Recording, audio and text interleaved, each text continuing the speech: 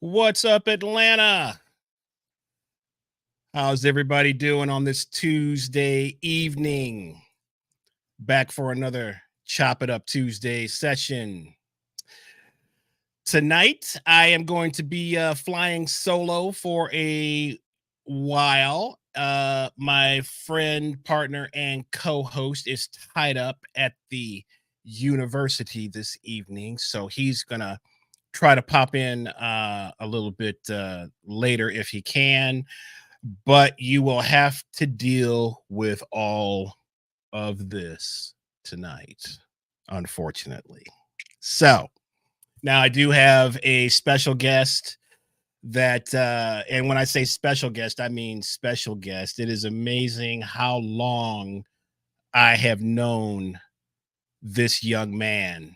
And you know, when you talk about relationships and people, whatever kind of relationship that is, and long-term relationships, I have been in a long-term relationship with this cat from I will we'll talk about how long we've known each other. It's crazy because I was trying to uh look at the years, and I actually I shorted myself in terms of how long we have actually been knowing each other and been working together. So it's a pretty cool story, and it's really a testament to, as we always try to tell young musicians, man, you never know who you're going to ride with for the rest of your career. And a lot of times the people that you ride with are the people that you meet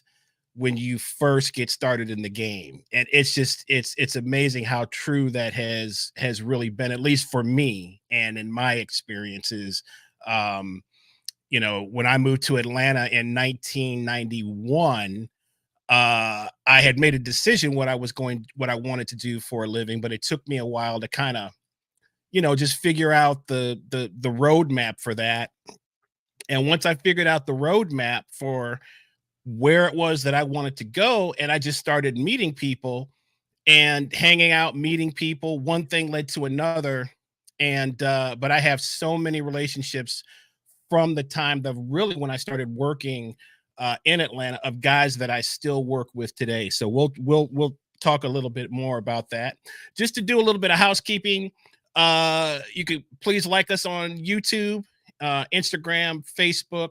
You can go to our pages. They are all at Local Musicians XP, on all platforms, also on Spotify, and subscribe to the channel. The channel is actually growing a little bit ever since I figured out the YouTube snafu. I had two different YouTube channels that I had created for LMXP somehow, some way. I don't know how I did that, but once I figured out how to get one of those canceled and get everything to the right one, everything has been clicking really nice. We've been adding new subscribers, and it's a slow climb, but we're enjoying the journey. And again, a lot of it is the journey. You want to be able to enjoy the journey. It's not so much about immediate results, because most things that get immediate results don't last anyway. So it's all about the journey and being able to enjoy the development of something, which is what we're trying to do here. So again, subscribe to us on all those things. Let's see, anything interesting happen. We've just been, working, just doing gigs. We had the Joe Granston jam session last night over at Napoleon's. That happens every Monday night.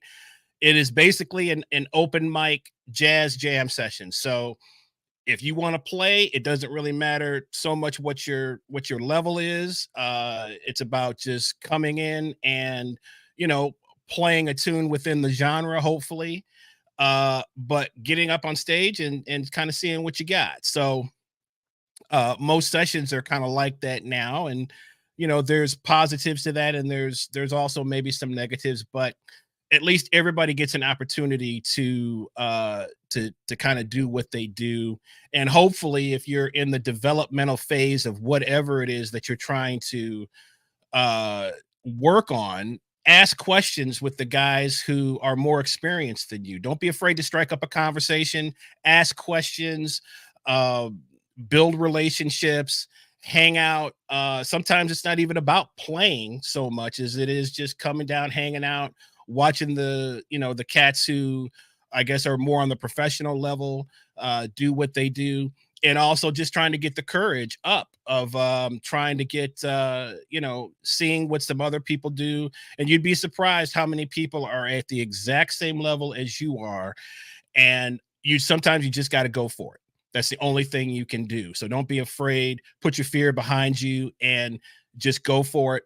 But ask questions. That is one thing that we really encourage, is ask questions, talk to the guys who have been doing this a long time, and see how they've gotten to where they are. That's one of the, I guess, the best piece of advice that I can give you in that situation. So all that being said, we've got a lot of the super fans are here tonight. We've got Brad says, "What up, brother? Good to see you, Brad." Our great friend Brian Falgu is here. He says, "Cheers, Chris."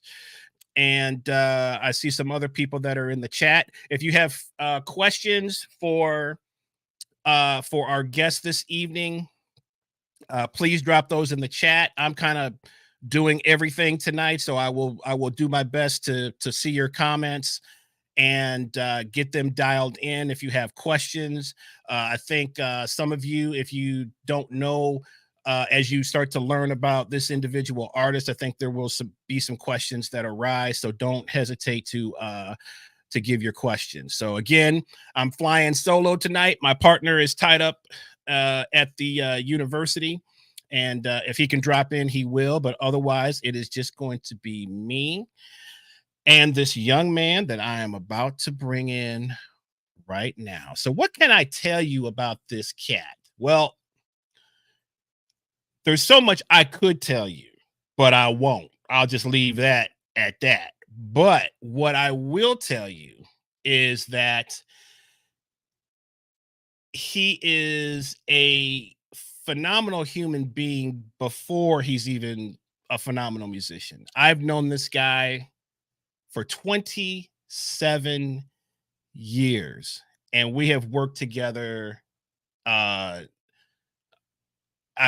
just a ton of different situations. We'll talk a little bit more about that, but he is a master producer, bass player, curator. He is also what I would like to call the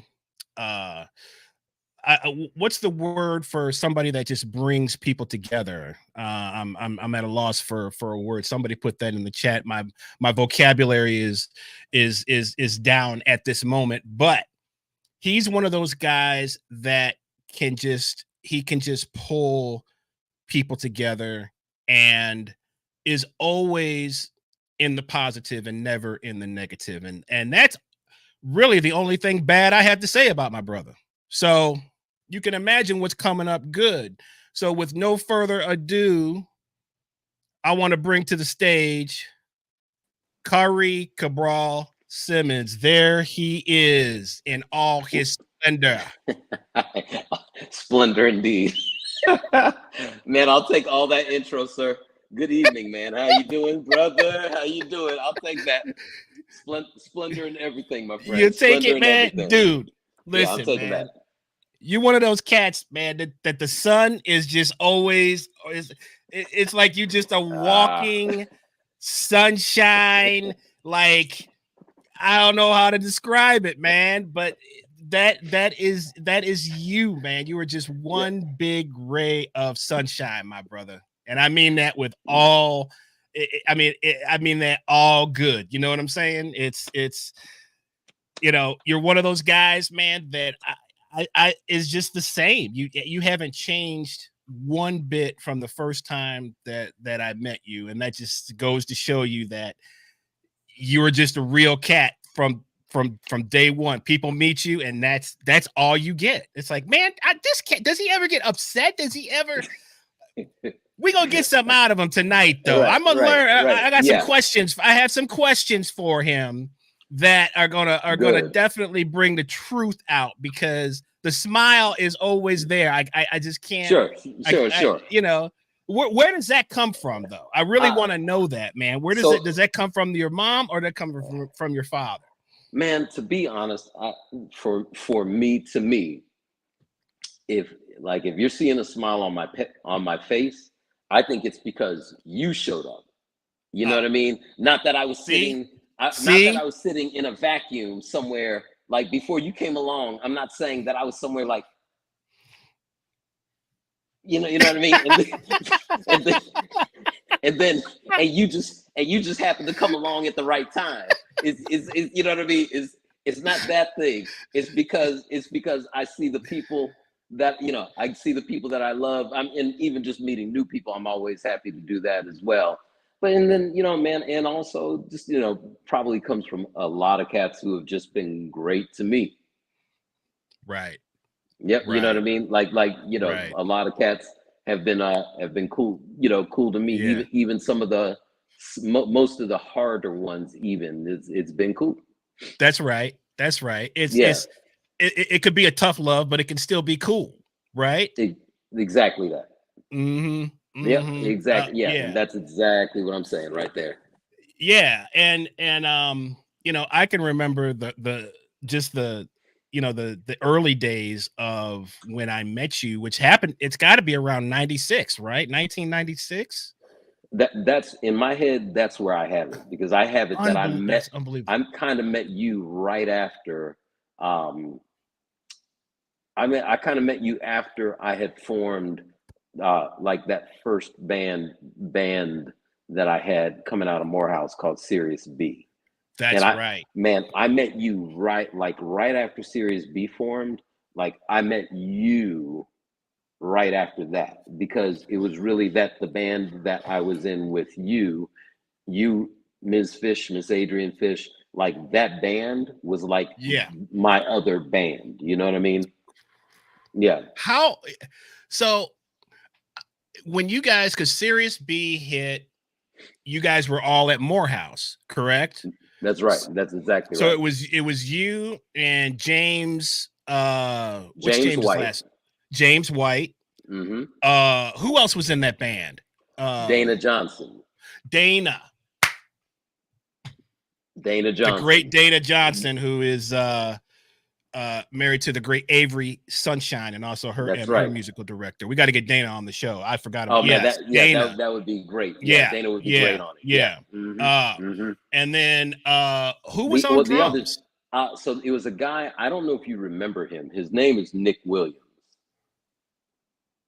Yeah, but even for me, I don't remember you guys ever crossing paths, but you've crossed paths with all the other guys, because Dwayne Martin, right, and then also and then also in there was Alex Lattimore. Right, that's right. Yes. Okay, exactly. So the crossover, I guess, for us, as you were in Sirius B and you guys were doing shows, I'm gonna guess it maybe Yin Yang or Catfish Station, or where? Man, I honestly, for Sirius B, early on, if we're talking about this time, which is close to, like, let's say 96, right? Like if we're in that 96 era, 96, 97, man, our gigs were spotty. So we actually played it, like here and there. So we played at, on campus. We had a couple of gigs like Spelman or something.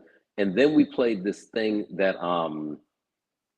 man, like a showcase kind of thing or something. We played a showcase that was a thing called Red Clay that happened before Funk Dance Cafe and all that. Do you remember that thing way back in the day? We played a Red Clay, and actually when we played it, we as a 7-piece band, right? And you know, and just to let so our listeners know, we were sort of a acid jazz era, sort of Jamiroquai informed version of early Kool in the Gang, is the way we at least saw ourselves. Right. But we did a Ray Clay event and wound up being the opening act. And the reason I say that, that's what we were. So you get the kind of the way we were pumping, but we were opening for India, who was doing a solo acoustic guitar thing. My right? gosh. Yeah. Woo! Right. Yeah. So that's exactly how that was. But with that being the case, the other place that I remember us having a gig was a place in Atlanta that you might remember that was called the Rio Mall. OMG. That's what I'm here for, right? That's why you have me on here, right? Okay. I mean, I wasn't sure if it was or not, but I thought that's why. Yeah, I thought that's why I was here. Okay, cool. Rio Mall. Wherever you want to go next, go ahead. Rio, and you know, again for listeners, Rio Mall is such a snapshot of Atlanta during a particular period because the whole mall was done in this sort of almost it looked like Miami. It looked neon. Like I could see the neon, man. Oh, yeah, wow. Neon pink, neon yellow, and a whole lot of blue. But this place was like one of the first places where there were a few things. Like Series B got to play outdoors at like in front of the fountain there, right? So we had a couple gigs there, right? Then upstairs there was some place, it may have been a Jamaican restaurant or something, where a lot of poets started doing the poetry thing because this predates and of course now the movie's gonna escape me. Penny with a Hole in It by Dion Ferris. Yeah. What's the movie? Love Jones. Love Jones. Okay, because you know how Jones. Poetry exploded after Love Jones. Yeah. Right. Yeah. Right. Okay. And so everybody had a poetry night, man. Everybody had a poetry night. Everybody had a poetry night after that Love Jones. So this predates that. And then here's what you could help me with. Then we used to go see oh God, what was his name? Was his name John Orman, the bass player, upright bass player? It was him and Sean Barnave and one of the Naked Jazz guys. There was a little place, was it called the Crab House? Or a little seafood spot. Oh, you're talking about Eric Vaughn's band. Yeah. They had a thing in a seafood restaurant over there. They were playing swing up there. So I remember Rio Mall as being like a place where a couple things happened. Right. Yeah, I just remember the sign. I can still see the sign, like the neon, the red, the neon. And that was located in Midtown. Yeah, right? Brother, that was on North Avenue. That was right essentially that was Piedmont and North Avenue, where the Publix Piedmont, is. that's right, where the Publix. Yeah, man, where that Publix is, that Walgreens. Yeah. So anyway, yeah. Oh my gosh, Yep. man. So yeah, so you guys, right? So you guys were kind of doing some spot dates, and then how did, I guess, Adrienne, who is Miss Fish, who I've talked about in other episodes, because she's just, it's crazy how connected she is to a lot of us and how a lot of us met going through her band and the band that she had at the time. You know, Al and I talked a lot about that when he was on, because that's how I met Al. And but the band specifically, I feel like with you and then James, who you just mentioned, that's right, James White, who was on keys, who is now a lawyer, if I'm practicing law.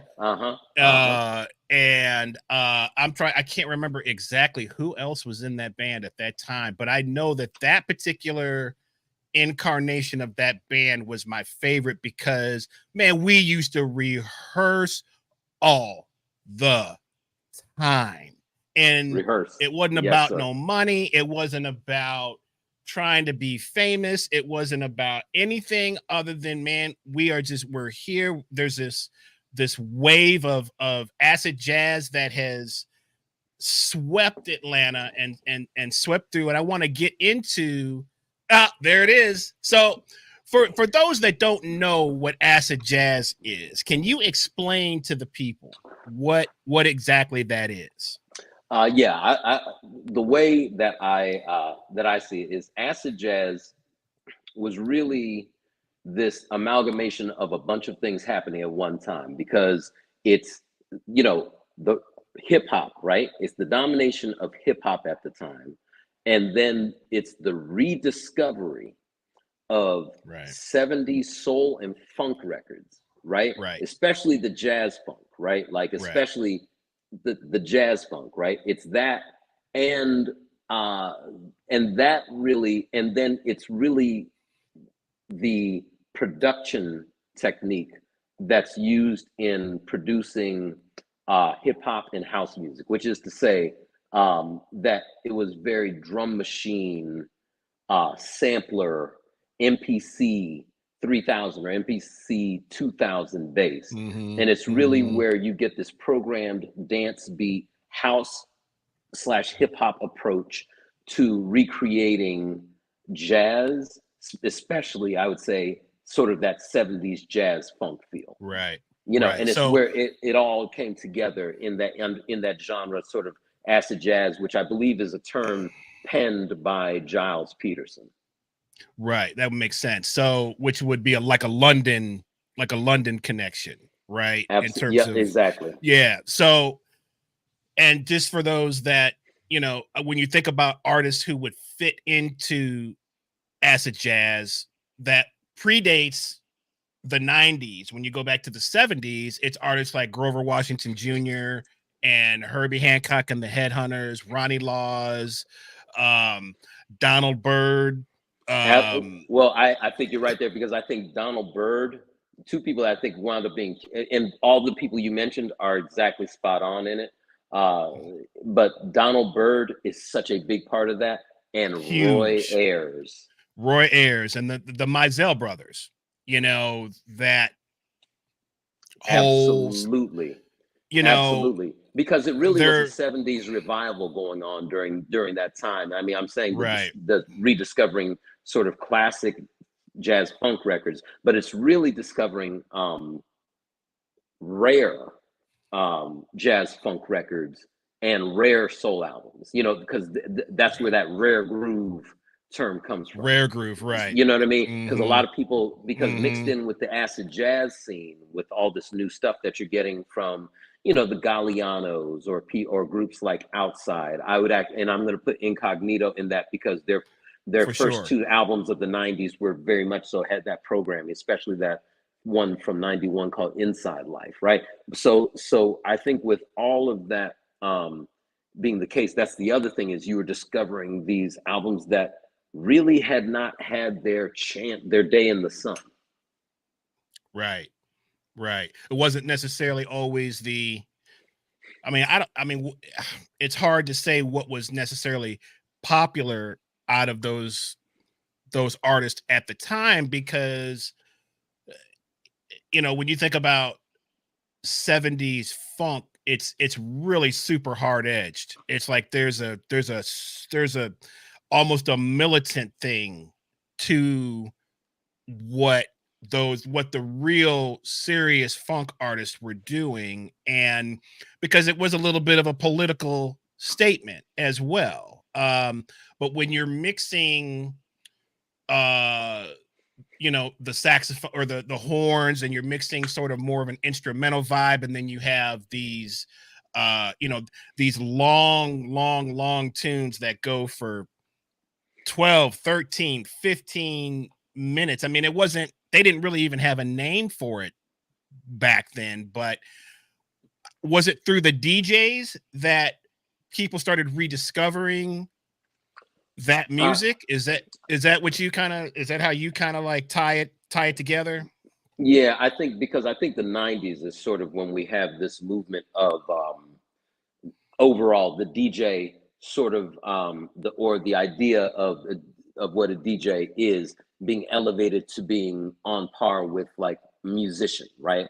And that really Right. happens. Ali Shaheed Muhammad and Tribe Called Quest and on, and then all these other people. That really happens. But one of the things that was happening is almost this like a culture of finding the great stuff, and then in that, I think was a culture of like, what if you were the dude to discover the tune that Norman J and Giles Peterson hadn't discovered yet?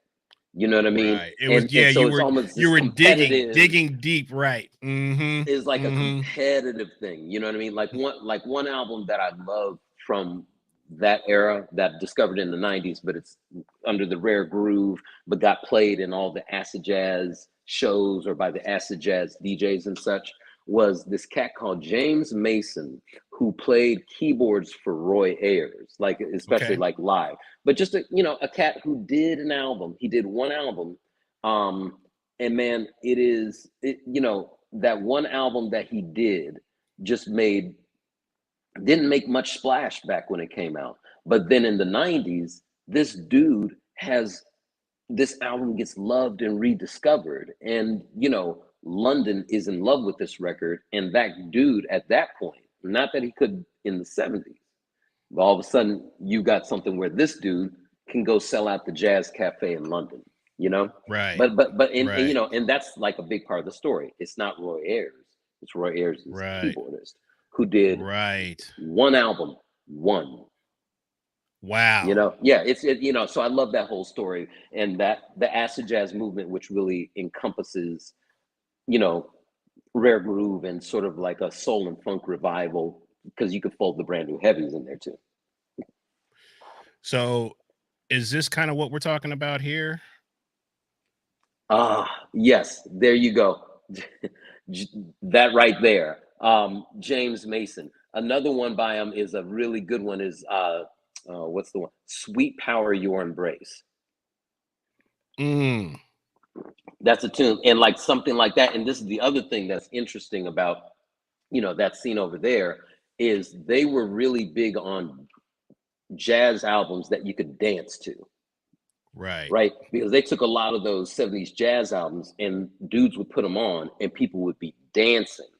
Right. It's not so much a thing that you really saw in the United States, where we have, I think, very quite dedicated dance music. But Yeah. over there, you have like they had a thing, part of the acid jazz movement, along with the look and the artwork and the whatever, were dancers. Yeah. It was a Yeah. movement, man. It was a movement.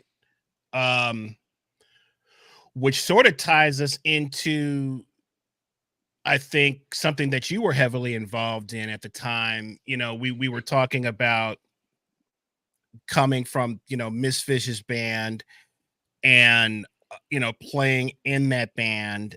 And then I really want to spotlight this gentleman that I'm about to bring up, because I feel like he was responsible for just so much support of the music scene at that time, and was overly gracious with helping young artists and getting them played on the local radio station, which is WCLK at the time, and who lived literally around the corner from where I still currently am in Stone Mountain, and that is the great Ken Beatty. And you The great know, Ken Beatty. just talk a little bit about his legacy, and because he was super influential in bringing so many of, I mean, from yourself and Jiva, which we will definitely chop it up about in a minute, but India Ari, and what I think at the time was called Groovement, where you guys had this collaboration starting to happen that, again, man, it reminds you a little bit of what's going on with the West Coast Get Down right now with Kamasi and all those guys. Just let's join forces, right?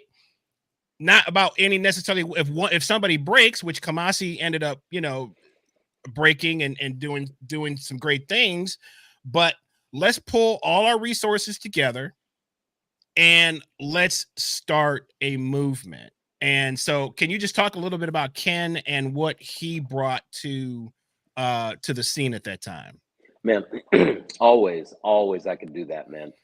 You know, what Atlanta really had at that time, and not to say that this is not the way it is now, but just because you know, things just work differently now than they did in the 90s, right? But then we we we were carving this out. So what you and I were a part of is you had this you had the local scene that was becoming a thing, you know, like something was really bubbling here in the way of like jazz and soul music, you know, coming Right. together here. And then, well, you had that, and then you had venues and promoters, right? Which I'll put in another thing, right? Uh, Mhm. and then you had radio, and you know, you Right. had the radio, and I mean the DJs specifically, especially the radio DJs. Right. Now, with that, and there were a few stations, but none had the listenership that WCLK had, especially at that Right. time. And Right. Ken Beatty, who was a you know Georgia, Georgia, Lafayette, Georgia. Uh, is it Lafayette? I'm sure somebody's gonna get on me if I got that wrong. Yeah. But a Georgia dude who was like a all out true funketeer from the day, and he came Right. up in radio. You know what I mean? Radio, Right. personality driven radio, and everything. So you know, and also he came up in that time before radio was all went corporate, right? So Right. it was that great era of breaking a song, you know, and Right. again, is that DJ competition thing showing itself Right. in that era of breaking a song. And I say all that to say that when Ken got to WCLK and we all started our scene and we all started carving this out, Ken Beatty was breaking all of this. You know what I mean? Like Right. Ken Beatty Right. was, I mean, Ken Beatty broke acid jazz in Atlanta. Right. He did not Right. bring acid jazz to Atlanta. That was Carl Right. Injects. That yes, Carl, that's yeah. that Yeah. was Right. yes. That Carl Injects was Mm-hmm. the first dude to be running around with a bunch of vinyl from Talking Loud Records. And so Right. you know, so he was DJing at this place, this House of Love thing, right? Right. That used to go on, and then Ken Beatty and Ken Rye used to go and see him DJ all the time.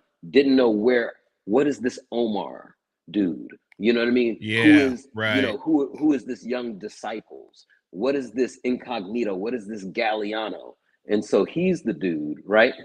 So he's the dude that like went to see Injects doing it, found out what it was, right?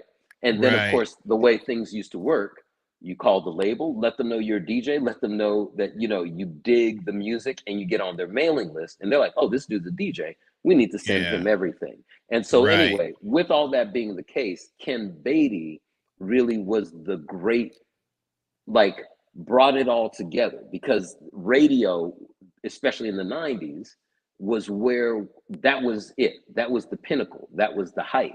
So he's breaking all these artists. And and as much as he brought together Atlanta, I always say like he brought together such a more international thing, right?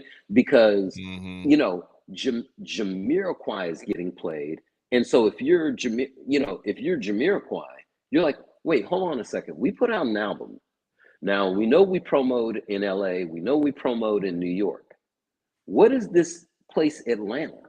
Right. Like, wait, why are our sales spiking the same as Los Angeles in Atlanta, Georgia? What's Atlanta, Georgia? Where is Atlanta, Georgia? What is Right. that?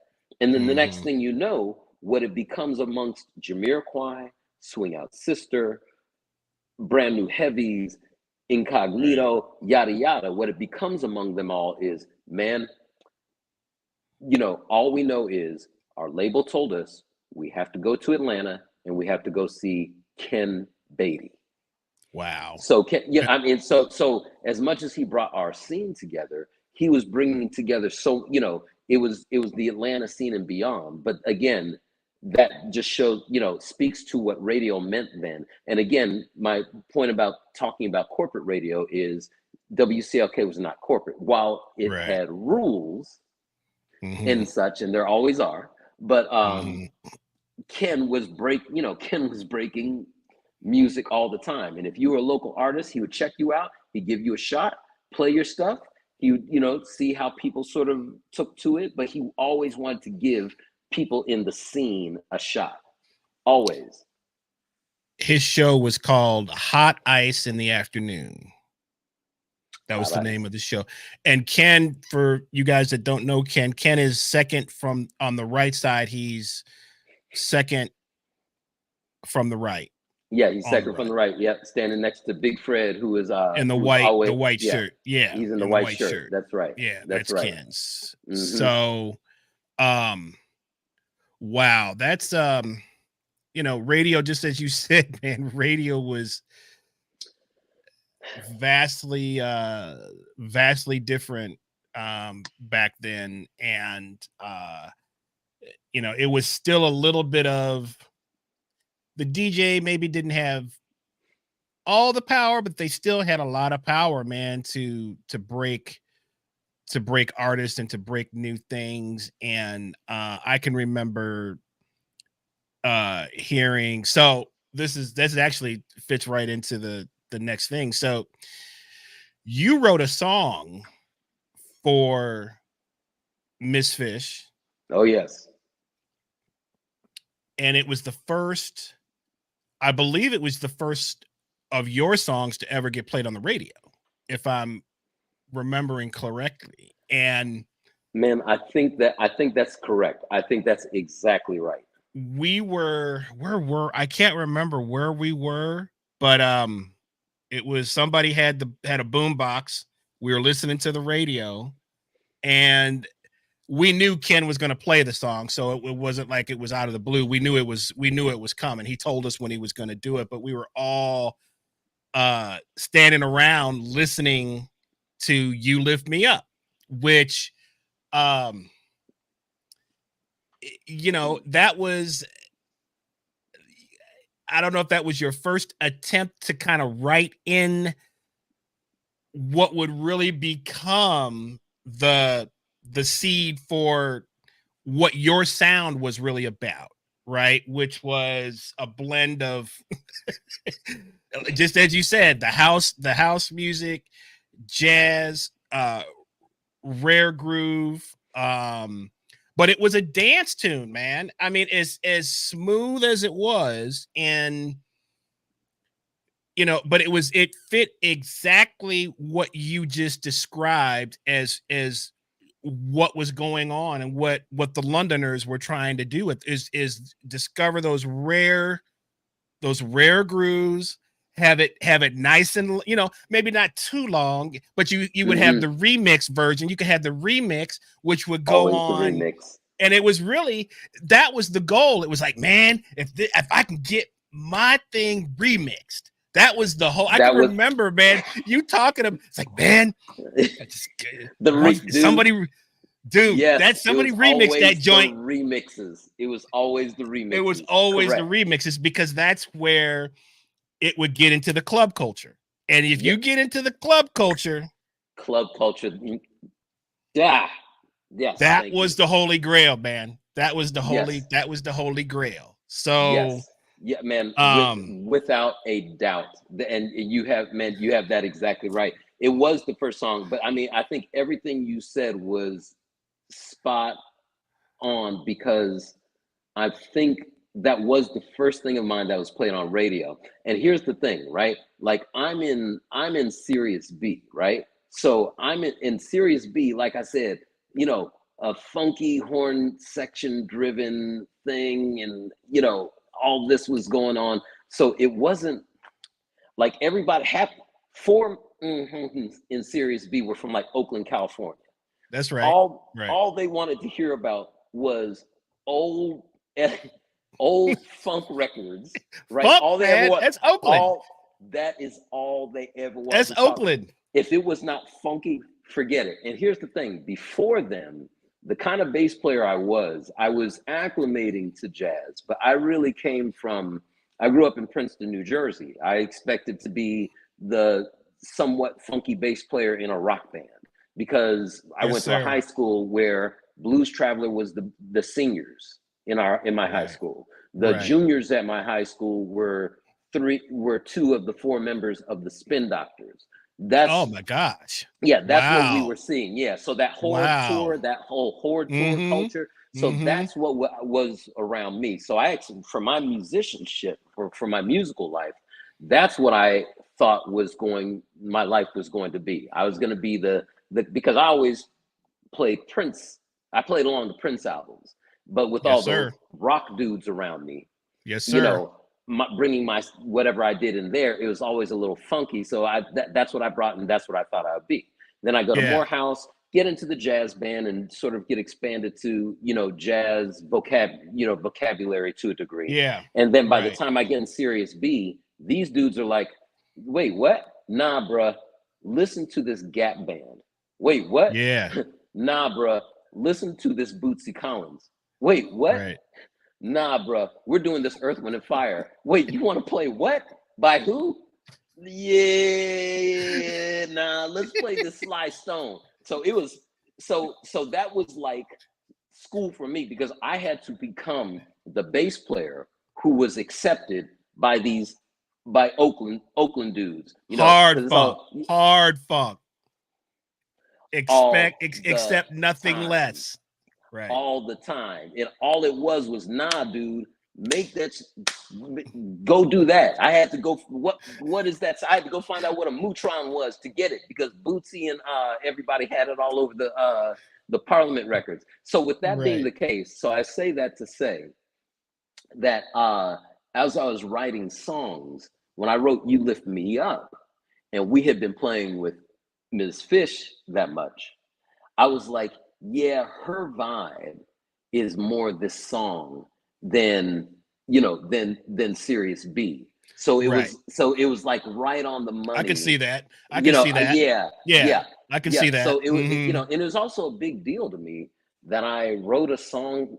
I mean, that was a big thing for me to write a song and somebody being like, yeah, I like that song enough to do it. And it wasn't like Right. the band that kind of had to pay attention to what you were bringing or what you were doing or your ideas. Like Right. somebody just being Right. like, yeah, I want that. And the song, it was a good thing for her, which got good motion. And it was the first time I was hearing something of mine on the radio in that way because the Serious B stuff really would sort of be recorded uh, a year later. We recorded something in '95, but it was just the vocalist. A lot of people just didn't Okay. Yeah. love the Wasn't vocalist there at that time. right. Right. So we wound up doing so '97 is really when the Serious B stuff gets recorded. So you're exactly right when you say that was the first time a song of mine got on, and I was really doing my best to try to that probably was a lot of what was going on in the UK sort of coming back. And I think I always had a ear for the UK vibe. And I mean, we could of course go to the 80s and listening to Duran Duran and ABC, which I really liked a lot. But also as things went on as a bass player, really my ear always followed the bass guitar. And American R&B Mm-hmm. left when New Jack Swing came in. American R&B really left bass guitar behind, really, right? Mm-hmm. Because you don't really notice bass guitar in American R&B until and I'm saying R&B like a song that's sort of somewhat popular on R&B radio. The next song Right. to be popular on R&B radio with bass guitar in it is like Maxwell's Something Something.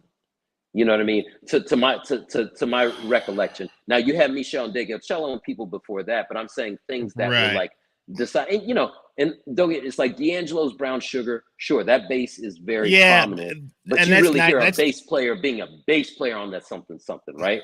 So my ear yeah. always followed bass. So when I was younger, I also got into Sade. I got into another group from over there called Shack Attack. You know what I mean?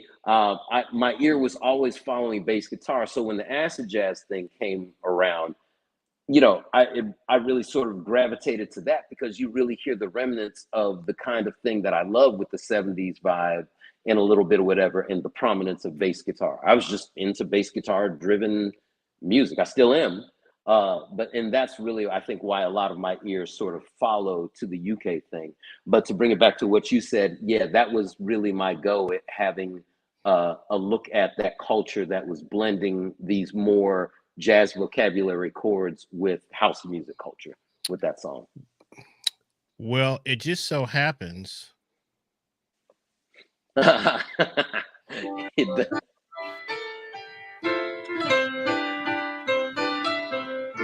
forgot about the piano intro. James White.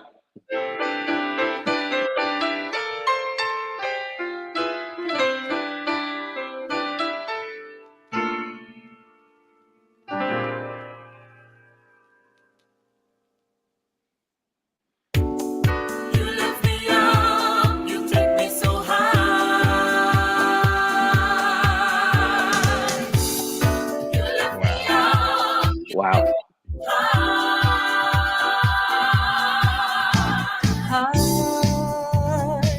just like a bird in the sky. That's how I feel inside. Swing on, sister. Swing on, sister. A la Khari Cabral. Good Lord. I mean, I haven't heard this song in 20 years.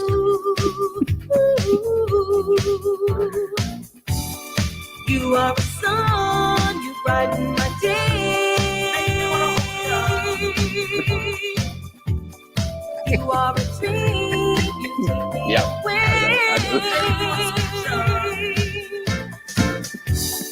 You lift me up, you take me so high. You lift me up, you make me go higher, higher, higher, higher. Wow. Yeah, man. Holy we were some young folk. We were some young folk, man. And also to tie in the UK thing, man, the dude who really recorded that and maybe had a lot to do with the production sound of it was Jeep Hook. Oh my. I mean, to tie it all back, I mean, if we're, you know, UK. Who I just saw last night because he's the sound man at Napoleon's. At Napoleon's, that's right. Man. And there's guys in here who Mark and Brian, and there's a bunch of that know Jeep from. I mean, so we're gonna have a show with Jeep as well. That for sure, because he also recorded the entire Groovement album. You know, people don't know about Jeep, man. They don't know. They have no, because he will never talk about it.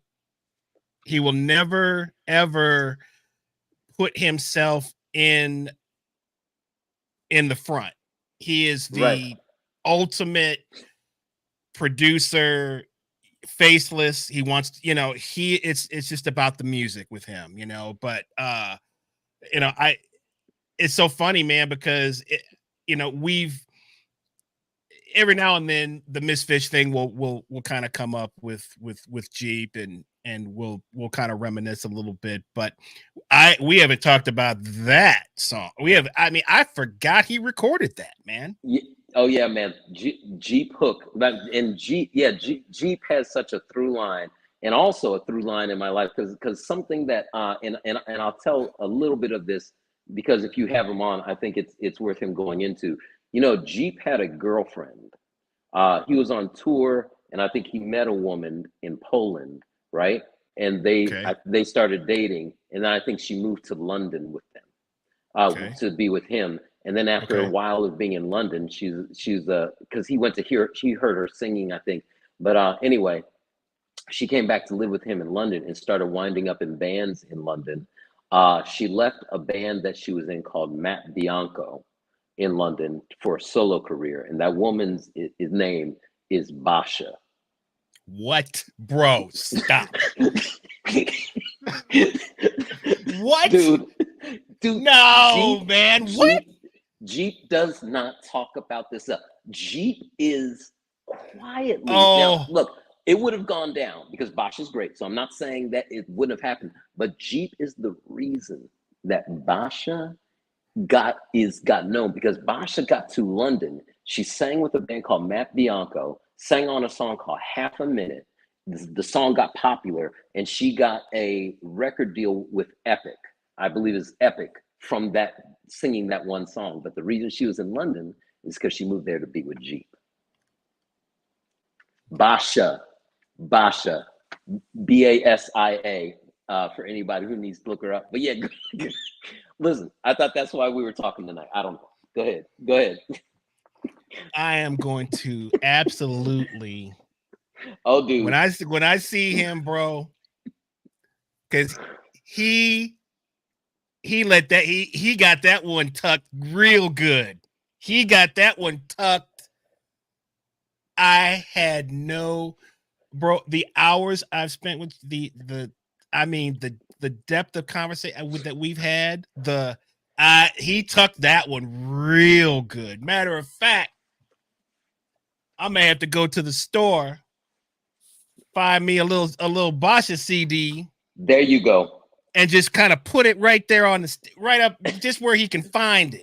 Plop it and down. I'm not gonna say anything. I'm just gonna leave it there. I'm gonna see just see what I'm gonna see the look. He's gonna give what he has to say. Yep. Oh, dude, you've got to. And the story is rich. The whole story of how it unfolded, rich. But so Jeep, so I'm saying, even so, for me at a young age, to as much as I like, because again, like I'm telling you, a lot of that UK sound I was so into. So there are like 4 or 5 albums that I'm saying, maybe not as a bass player, but maybe as a producer and more as a songwriter, I would say. And in terms of like discovering what my sound is, there are like 4 or 5 albums that came out that really did it. Sade's Stronger Than Pride album, the first Basha album, the first Swing Out Sister record as well, a Spyro Gyra album. What was that called? I can see it with all the cars on the front. That's it was like from summer. something like So, I know exactly what you're talking about. That album, and then Everything But the Girl album called the Language of Life. So you're saying, in terms of really your influence, your bass, these are what your biggest bass influences not on bass, right? Because on bass, just production wise. Okay. Production wise, because on bass, I'm really enjoying. So bass, my big influences younger were kind of like this. I was playing whatever I could find, but I was playing along to Prince's 1999 album, of course, right? And then later I discovered Controversy and Dirty Mind, and those are the strong bass guitar Prince albums, right? Correct. Yeah, and then the other thing, and then I was also playing along to Sade's first 2 albums, right? Because the bass lines were sort of grabbable and groovy, so I was playing along to that, and then not so much as kind of as a bass player, but I really understood bass and being in a band. And to be honest, it's meaningful for me, but it could be on the more trivial side of it. What you do on stage, how you show up on stage, how you look on stage, how you vibe on stage, how you hold the bass, how you go at the bass, and all of that came from when Sting did Dream of the Blue Turtles, and I saw Daryl Jones in his band in the videos, and then they did that Bring On the Night, that thing. And when I saw how Daryl Jones was, I was like, that's him right there. Man, it's so crazy because we've talked about all of this stuff and how our influences cross so much, but that Dream of the Blue Turtles record was something that man, quiet as it's kept, was my sort of entry into just wanting to find out more about jazz, because at that time it was all about P. It was all about Prince. It was everything was about Prince. It was about the Minneapolis sound, the Family, Maserati, the Time, Brown that was my whole universe at that time. And Dream of the Blue Turtles, because I had been a Police fan, also just, everybody was a Police fan, but when it was like, oh, Sting's gonna do this this album with jazz musicians, it was like, what? And dude, you remember the backlash, man. It was also some racial things there, because it was an all-black band, so that there was that element too. Okay. But I didn't hear a lot of the backlash, in all honesty. The backlash was super, super strong. And it was because the Police, man, had left such a mark. I get it. Like, I look back on that time and I go, I can see where Police fans are going to be rioting. They're going to be burning stuff down, because the legacy of even, they did what, 5 albums or 6 out, but it was still such a huge legacy at that time. And for the English, man, you know how they are, man, about their own. So for him to not only cross the genres, but then also, even though there were hints of what he wanted to do, even inside of what was going on with the Police, so but you're right, man. Branford and Kenny Kirkland and and Daryl and Janice Pendarvis and Omar. Yes. Well, I mean yeah, man. Yeah, that's another. We could have that's a whole nother show. That is a whole lot. That is a whole. It's show. crazy that had that effect on you, because I think a lot of us, even though jazz, it's such a, there's so much politics around that anyway. Yes. And the cats, Kenny and those guys got hammered for doing that. From the jazz community, you mean? From their peers. They're, man, would you? Right. It's like, dude, I'm going to get paid, and I'm gonna see what this is about. What I don't. The whole thing with that, in terms of like, how I guess your average jazz artist kind of thinks, it is a crabs in the bucket kind of mentality. Like, in terms of, what you listen to, how you look, what all of those things. And I get it. I took the plunge because I wanted to learn, and I don't claim to be whatever. But I claim you to be whatever, though. Well, I got a taste of it. Let's just put it to you like that. I got a taste of it. I would say you were, yeah. Uh-huh. But I'm still coming from where I'm coming from, and I'm still want to listen to whatever it is that I want to listen to. And Branford really was the guy that okayed that, for at least for me, because he was talking about Led Zeppelin, and he was talking about all these other things that he was listening. I was like, oh man, okay, well, jazz, okay, that's cool. He's checking out some other stuff, So, but that was a major part, I think, in a lot of our development. Was that record was like a gateway drug, right? In a sense. I think that you were so spot on with that. And also, I'm going to say, just for me and what happened in the sort of zip code where I was, because Sting did that, right? But Sting dropped that Dream of the Blue Turtles at the same time that 2 other people happened to come out. I would say Sting coming from rock, blending into jazz, right? And he came out.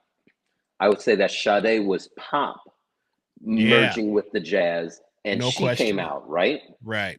And then I would say, from the R&B standpoint, Anita Baker was sort of into the jazz thing, but she was R&B with the jazz in there, right? Heavy radio play. So the thing that started to happen at that time was that there was this movement of actual like pop and R&B, but pop was merging with jazz, and you had like almost like from late 84 maybe, but 85 to 89, you had like pop jazz records. And those were the ones I mentioned to you that influenced, because that's what Swing Out Sister was. And again, these weren't poppy jazz albums. These were jazzy pop albums, right? Right. Really. Right. But that Swing Out Sister record, Everything But the Girl, which was a new wave group. That was another, right? yeah. But that right. but that sound was so popular at that time. They went to New York with Tommy LaPuma, got with Tommy LaPuma to do an album called The Language of Life, which is Everett Harp, Don Elias, and that crew, right? John Patitucci playing a Sadowski 4-string bass the whole time, and he's getting it. You know what I mean? Right. But I'm saying like what I'm saying is that thing was like a direction that labels were turning into, that A&R people were steering their artists toward. Like there was a really big union of that. And then by the time like 89 or 90 comes, all of a sudden it's done. It's over. And that thing is not happening. There was, like, out of the UK was that group, there was a bunch of groups, I guess, like Johnny Hates Jazz. And the other thing about the UK with jazz, the jazz movement in the UK almost came in post-punk, right? So there are there's really like a punk mentality, like Sade and them, they really are a punk mentality. And even the bass player, right? The bass player has like his two guys influences, Sid Vicious and Jaco Pastorius. That's beautiful. Right? Yeah. And he's like, and that's what he is. It's like, but jazz was a thing, a post-punk thing. So it was like the hip thing to do the jazzy stuff. And then there was a movie that came out behind that scene that was called Absolute Beginners, with a David Bowie cut as the title track, which sort of spins into, and then by the time this sort of love affair with jazz in that way sort of dies down, and pop goes back to being pop, and jazz, contemporary jazz, starts morphing into this format called smooth jazz. While all that's happening, that's when acid jazz sort of slipped in there, you know what I mean, doing its own thing. So yeah, that Dream of the Blue Turtles, big deal, because when Sting did it, it had to have given everybody a bunch of license to go in that direction. And I would say that Dream of the Blue Turtles and that Nothing Like the Sun, both those albums. Man, it's funny you say that about Sade and the bass player, because he's really the focal point of that band. I mean, in my opinion, he was the guy to watch. He just had the stage presence. There was something about that cat that you knew was different, right? And greatest musical concept ever, because it can accept anything. It can accept rock, it can accept jazz, it can accept funk, it can accept country, it can accept R&B, it can accept reggae, anything. Is there any other band or artist that we can think of that can literally has no walls like that? I mean, as much as we love, I mean, there's from, Prince to Zappa to, Sting to who, I mean, there's so many guys that are so multifaceted, but when you really think about, and excuse my French, but the shit was getting played on the radio. And that's the thing, man. That is gangster, man. That's gangster. It is. We had that window where radio was really paying attention to this stuff, man, and it was getting airplay. So for me, during that time, while I was listening to a lot of like 80s new wave radio, like, what's the latest Hall & Oates cut? What's the latest this? What's the latest that? What started to happen is because I lived in Princeton, New Jersey, I'm an hour train ride away from New York. So a lot of the time you could pick up a station that was called CD 101.9, a New York jazz station that actually was playing all this stuff. So you heard Sting's new album, you would hear the Sade record, and you would hear, but then the next song would be the latest Lee Ritenour. You know what I mean? It would be Dave Grusin. Then you would hear a classic like Mr. Magic or something like that by you know what I mean? And then the next thing you knew, you would hear Swing Out Sister or Basha. Like, and it was that radio and then Spiral Gyres. Like all that was amalgamating in like on that station. And it just set me up, man. Rights of Summer. Thank you, Bradley. Thank you, Bradley. Yeah. Rights Brad, of Summer. Brad, you finally came through, Brad, with something. Yes. with something that we can use. It took you all these years, Brad, but you finally did it. I'm kidding. Brad is a great friend and a great friend of the show, and we give him a hard time just because he's very close to us. So yes, yeah, but Rights of Summer, man. Rights of Summer. That you had it just so, right. It's Rights of Summer. Yeah. Mm-hmm. So we got a few comments to kind of go through. Good. So our friend Andre Reavers from Rua 6, Brazilian artist extraordinaire, is in the chat with us. And extraordinaire indeed. Yes. He says when we were talking about Jeep is such a unique guitarist, played on the Prita tracks. So we definitely. He is a unique guitarist. That's exactly right. Because Jeep also, he was like one of the rock guy, like English rock guy, right?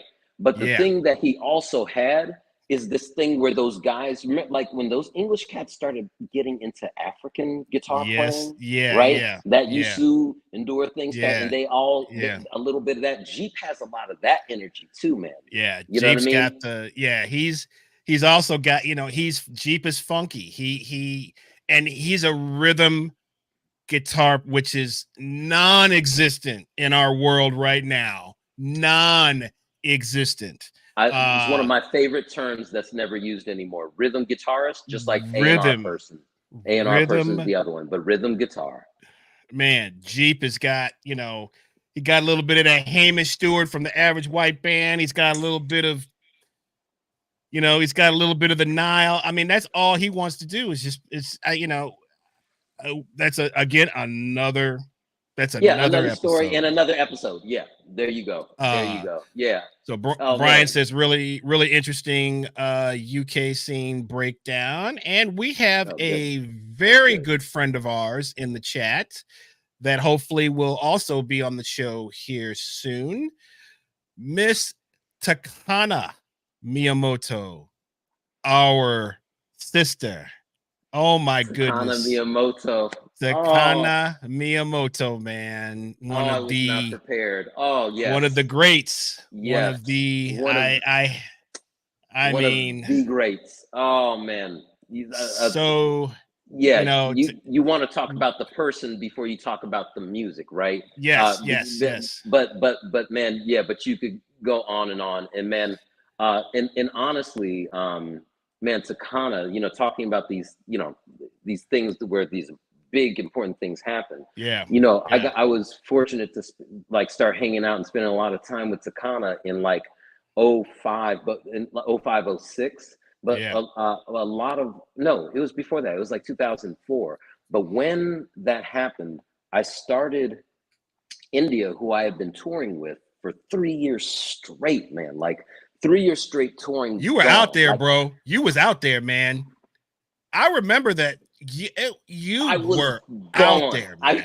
I was, dude, we were out there. We were on the stuff. Everything was good. And then all of a sudden, boom, it's it stopped. Nothing. And then that was also when Napster really started to do its thing and what I mean? And show its head, because that, which is another thing. When I got my record deal with Giant Step, Napster coming up changed that. And that's how, and I would say why Jiva never really got out. Right. So when India stopped and then Jiva had stopped and none of that was there, I wound up doing a lot of music with Takana and meeting a lot of people in the jazz scene, really through hanging with Takana as well. Right. I mean, the times I got to play with Russell Gunn, I just because I was hanging around and, and Takana was always with him. And then I got a chance to play with him, meeting Anton Harris, you know what I mean? And the work she did on his record and, everyone else. And then the other thing is, during that time, as I was trying to figure out different things to do with Jiva at that time. You know, one of the things that I did is I started trying to do remixes for people. So I was trying to get into this reinterpretation, especially remixes of Atlanta-based artists. So you know, so like what was beautiful is that Takana played on a lot of those remixes. You know what I mean? And then I did an album, you know, with Julie Dexter called Moon Bassa. You know what I mean? And same thing, Takana is keyboardist all over that record, and she is even on a track on my newest Jiva record when we did an alternate version of the James Mason song "Sweet Power Your Embrace" with Liz Wright on vocals. That's right. Yes, that's right. But that song is arranged by Takana. That is Takana's rearrangement of that song. Stellar rearrangement. Stellar. No. What you doing there, man? Oh, who is that back there standing in that shirt? Who is that? Yeah. I was locked and loaded for this one, though. I was waiting for it to come. I knew it was going to come up. Oh shoot! What happened? Let me bring it back. Let me bring that back quick. No. Can y'all see the innocence, right? The innocence, the laid back nature. Got the shirt, got the untucked. Oh man, I remember that fella there. This is also another just incredible artist and friend, Julie Dexter, who we will also be featuring at some point. Man, this whole period of really, it's almost like we could just call it the Takana period, because you're not lying, man. She was woven into our lives on so many different projects. And you know, I mean, we had an organ trio with our brother and the late great Eddie Wright, Sparrow Trio. Where we were doing I remember the Sparrow Trio. Oh man, dude. So this is Takana is the Takana era of Atlanta. The Takana jazz era of Atlanta, man, is such a beautiful time, and like again, such a beautiful spirit of a human being, but with her personality completely showing through in her playing. Yeah, I mean that was just that Takana era of Atlanta was just a treasure time. It was, man. Yeah. Who is now in Japan. She has a wonderful family.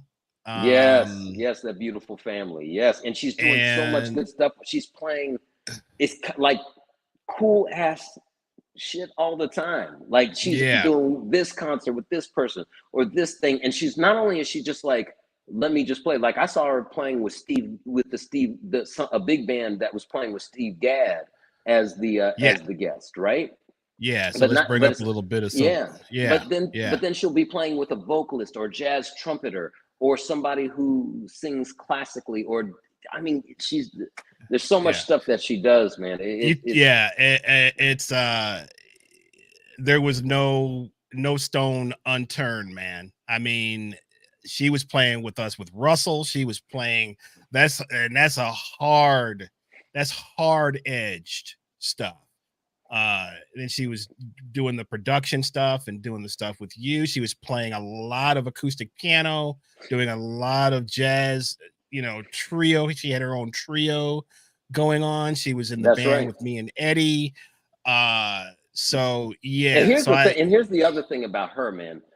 She really like piano, forget about it. She and the instrument are one, you know what I mean? Right. But man, on that Fender Rhodes is something real special. But then with you guys, man, she'd get on that organ, man, and tear it down.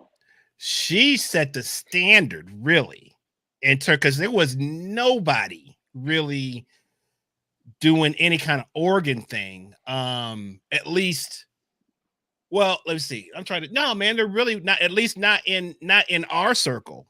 And she had the low end. She had that VK. What was it? The VK8. The VK7. And that rolling keyboard amp. Bro.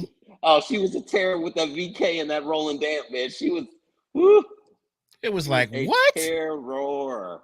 You play Yes, organ? Oh my yes, God. yes, yeah, So man. Oh yeah, yeah, yeah.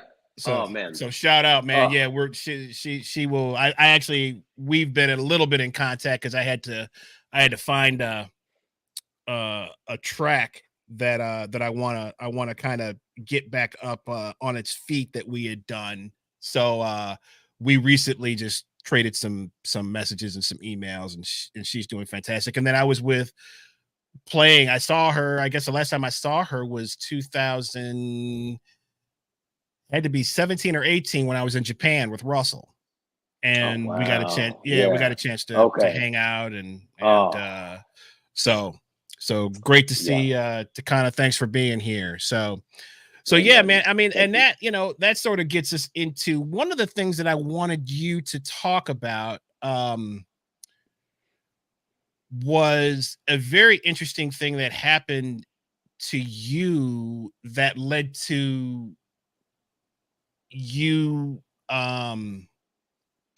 having a beautiful family, and you were sort of in a, I don't know if you were in a crossroads, but there was, you were trying, I think I the think India so. thing had maybe ended. I'm mixing my timeline up here. You can kind of tie it in, No, but I got you. You're actually hitting you this right. got an invitation to teach funk and soul in Australia for, were you there for a year or longer? I was in Australia for 3 years. 3 Yes, years. I was in there Okay, for 3 years, my man. this is one of the, man. This is something that I think the audience would love to hear about. Is, first of all, how did that even happen? And tell us a little bit about that experience, and just what year did that, I was could tell that? you exactly. So here's what happened. Uh, and again, sort of setting the stage for you proper. Um, I one of the things that had happened is I got a with Groovement that you mentioned earlier, which was this Mm-hmm. artist collective, and we were all together. Mm-hmm. What wound up happening is that uh, in India got signed, and India when RE. India RE got signed, and she as a part of that arts collective, right? So when India got signed, there was sort of a re-evaluation of, well, maybe that's the way to go. Maybe we're still a collective, but we do, we all go, we get signed, we do the deals that we're doing, and there you go. So I started working. So when Groovement was sort of dissolving, I started working for a vocalist named Gael in Okay. Atlanta. Yeah, Gael. So she was very known in the dance music world. She got signed to a label called Naked Music, which was sort of akin. There was like Naked Music, and then there were the three soulful house music labels, all named after jazz standards. So there was a label called Wave, there was a label called Body and Soul, and then there's a label called Giant Step, right? Oh, right. Yeah, Giant step, but yeah. right. Okay. So Mm-hmm. so I so when I was working for Gael, I was kept writing my music, especially after doing You Lift Me Up and all that, right?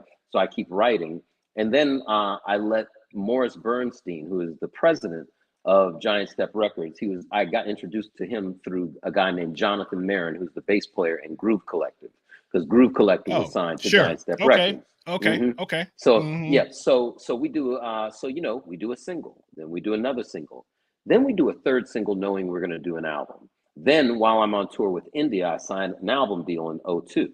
I spend 2000. I spend the rest of 2002 and a lot of 2003 recording that album on and off the road, being on and off the road with India. I get done recording that album and I hand it in at the end of 2003. They're going to put the album out in 2004. They were going to put it out, run it for a few months, and then do a bigger release. with the hope of going to either Verve Forecast. If you remember when Verve was I doing do. all this, Yep. yeah, right, right. That sort of that remixed phase, that Verve remixed and all that, right? So they were doing all this hip stuff. So I was going to go to Verve or Verve Forecast, or I was going to go to Blue Note because Blue Note was doing such cool stuff, and they were at that time fresh off the So Live, right? So they, Okay. so with this band mixing sort of the soulful, but also the Sergio Mendes, also very, very Fifth Dimension informed, and all that kind of stuff, right? Right. So, so 2004 came. By the time by the time we were going to release the album, hints of Napster were there. Pushed back all throughout 2004. By the time we get to the end of 2004, about to almost at 2005, it's like, listen, we have invested a lot into your album, but we have to invest twice the amount of money to really break you and your band the right way. And nobody's confident that we'll make that money back anymore, right? Because Napster is streaming left and right. People are, labels are folding left and right. So that, and again, that's when I started really doing a lot of music and doing a lot of stuff with, music with Takana and different people around. And then also India stopped touring. So with those two, being that those two things had stopped, India did one thing that year is she went to Australia to play the Byron Bay Blues Festival. We went over, played the Byron Bay Blues Festival. And then, while over there, fell in love with Australia, fell for an Australian woman, you know what I mean? And then, the following year, there were a lot of reasons to go, but, being that we're focusing on the music, I was just, I was like, man, me and this woman together, we're getting ready to have we didn't know, but we're getting ready to have a daughter. And I was just like, man, you know something? I'm out of here. Like there wasn't a lot going on. I mean, Napster, and really, to be honest, having my band and having Jiva tour the world, I was certain that that's what was going to happen. And I guess it was what was going to happen. But then the industry just folded that quick. And right before I got through that door, you know what I mean? Like it closed in front of my eyes. So really, I know during that time, it's probably not to, I had whatever would have been the cloud over my head with it, or the depression and all that. And really, it's that going to Australia saved me. And then in going over there, I got hired to teach jazz. I mean, not jazz, but really soul, funk, that kind of thing at a school that was in an area called Lismore in Australia. So it's there was like an art school in Lismore, Australia. And I used to drive like 20, 30 minutes there every day from Byron Bay and just go and teach some really hip ass people and students who were like incredibly gracious. So I was like teaching, while they're learning all these things, I'm in there teaching them Everybody Loves the Sunshine and showing them how to play. so for the final, while people are doing, maybe somebody's doing like Jocko and the Chicken over here, maybe over here somebody's doing this, a straight ahead jazz piece, but my group or my whatever studio of cats come up and it's sunshine. Just bees and things and flowers, right? So that's what but man, here's the thing. I was teaching that. And here's the thing. That was fun to teach. I loved it. So I mean, yeah. So I taught over there for a while. And so I did that for a while. And then I got one of those years was also spent in Melbourne, Australia. And I'll tell you, and here's what I'll say about that, man. Melbourne is a beautiful city. It's one of the best cities I think I've ever lived in. It's one of my favorite cities in the world. But when I was there, I really, and this is 07, 08, let's put it at 08, right? Man, I really understood at that point, also just as, talking musician to musician or musician to musicians, like, man, I really understood the global phenomenon and influence that was and of that D'Angelo Voodoo album. Yes, Because sir. when I got to Australia, this is Australia, right? Which is a very Western or very Anglo forward country, right? And with right, To put it yeah, mildly, yes. yeah, sure, Anglo forward Yes. country that Yes. has a Yes. history with rock music, right? Right. And and a great history with rock music because In Excess was also one of my favorite bands back in the day. And I'll tell you what I loved about No them doubt. is In Excess didn't really have a lead guitar.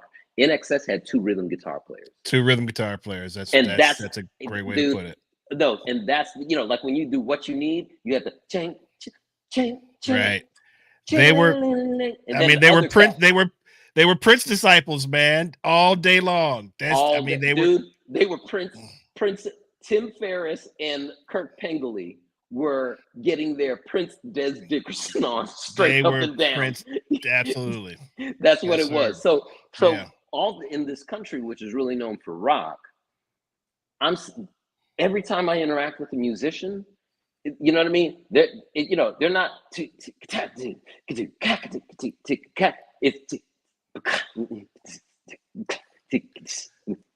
Yeah. Dude, right. and all the bass players are playing P basses with flat wound strings. Check like it out. like everybody is voodooed out over there, and it probably took a moment for that record to really get its thing over there, right? To really culminate to where it was like a super well-known and popular thing, you know what I mean? But that's when I really understood, and so from that I said to myself, I was like, man, even when I was moving, I was like, man, I'm moving, but man, Melbourne, Australia is getting ready to put forth some of the hippest soul acts in the next, like I knew it, in the next decade, we're going to hear wicked stuff coming out of there. And there was a lot, and there were a lot of bands coming out of there that are, the most popular one is Hiatus Coyote. Yes. Yeah, but like that Hiatus, I knew it was coming. So, like I could see it. I was like, because they were in it, right? They were in it. man. But it's like everything. You take that thing that you love, but still, your region made it your own thing. So I was like, something hip is coming, and it was. That was very much so the case, and then moved back to Atlanta in 2010. Man, the Voodoo record, there's a funny story of a friend of mine, Steve Cunningham, was a great guitar player. And I know him. I met him. Yeah, Steve, a friend of the show. Who and he's been very complimentary. He plays for Gwen Hughes. Yeah, but I mean, he's really he does a lot. He does a lot of everything. And he did play with Gwen, and that's probably where you know him from. Is Gwen, but one of the more unique cats, but just definitely all about. I mean, he will tell you that he, he learned how to play funk guitar by listening to Lady Cab Driver. That's he's really? like that was He'll say that he said that was it. He said, all I do, I shed it. I just shedded that. And that's, that's how I learned that. But anyway, he, he's a very forward thinking cat, a very open-minded cat. I hipped him to Voodoo. And, he was like, this is garbage, man. He's like, I didn't get it. I didn't understand. He said, and then he went back to it. Same thing. This sucks. I don't hear what is where's the time? What is this drunken thing that's going on? I don't understand these beats, blah, blah, blah, blah, blah. And I can't remember if it was the third or fourth time, but it was the third or fourth time where it was like, oh my God, this is unbelievable. Right. And I know that when that album came out, man, for me, it was super immediate. But for a lot of people, I remember I was in a corporate band and we were going to a gig on the bus, and I put that in, and people were like, because at the time, think about what's out there, man. It's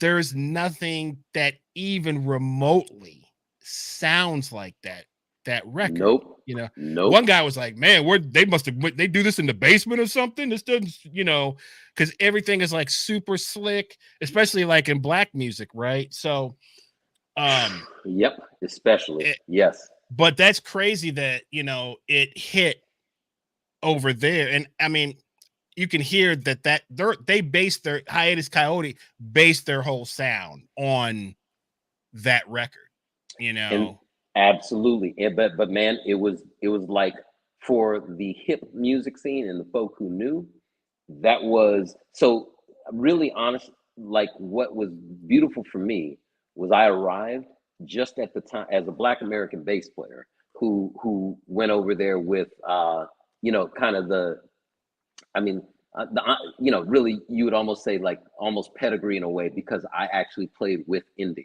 right? Right. So because I'm going over there with that, you know, and at the exact time that they're falling for that album, you know, it's sort of like, you know, this Black American dude who's a bass player. Hey man, hey, come on. And you know, because I gigged, you know, I gigged and gigged well. I think if I had remained in Australia, I think it you know, I think it would have been. You might have been in Hiatus Coyote, bro. You might have been in the band. Bruh. You know what I mean? Yeah. I try not to do too many roads not taken, you know what I mean? But you know, so, right. You know, but yeah, but gal, you know, but you understand, even though you understand what I'm saying.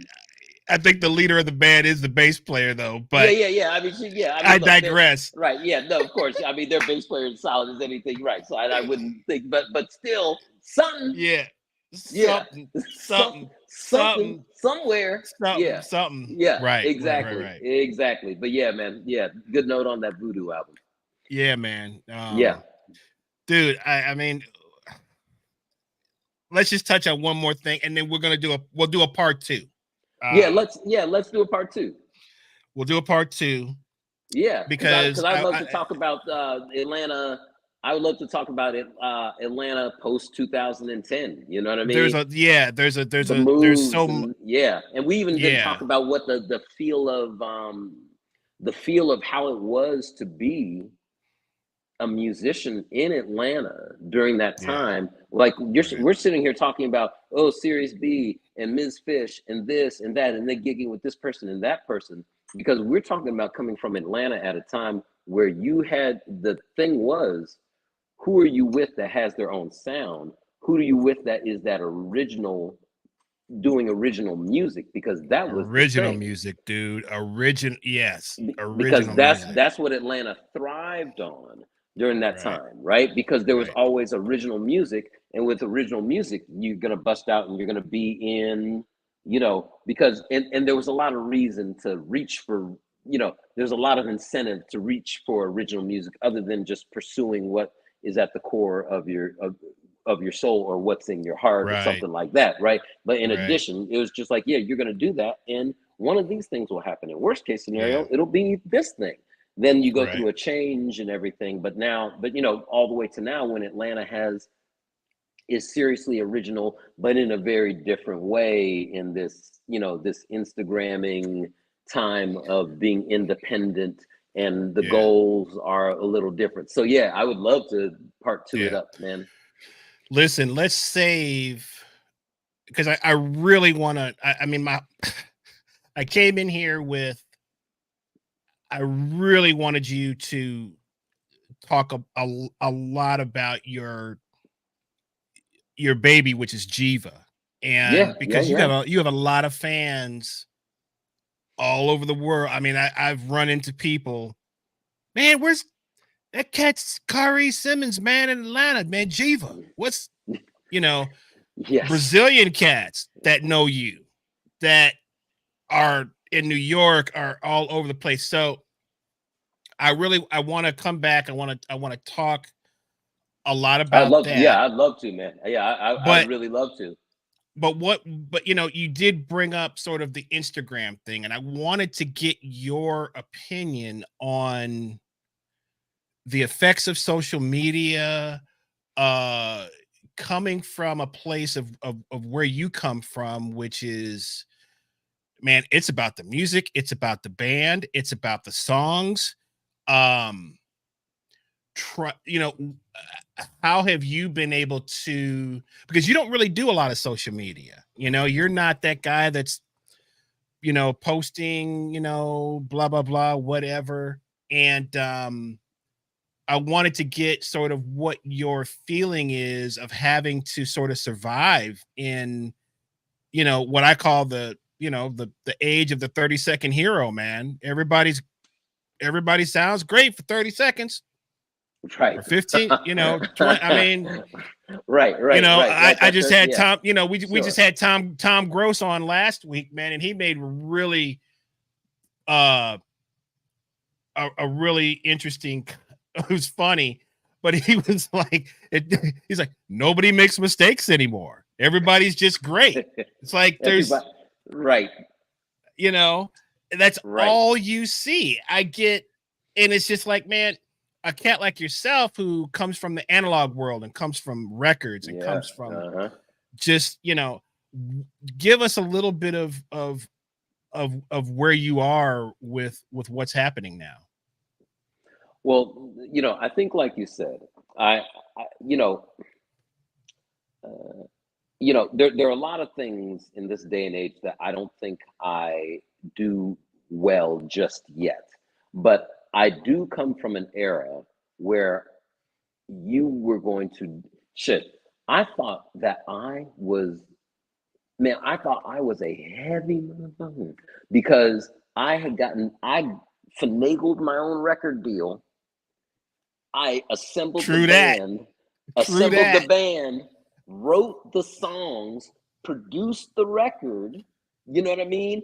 And handed it over to a label. I was like, shit is going to be great from here out, right? Like that. I was like, yo, did I do that? And that's not to mention going and buying a 1978 jazz bass and playing it all over the album. And I'm talking about that Jiva Sun and Moon album primarily right Yes, now. sir. But like, I Yes, thought sir. I was like, that was a thing. But then, so honestly, that's really the most that I thought I would have to do. So when this other era comes in, and I think you saw it in social media, and then also we saw it sort of locally, right? Because Mhm. it became this, hey, yeah, we're gonna have you play at this club. But listen, we're gonna really need you to promote this.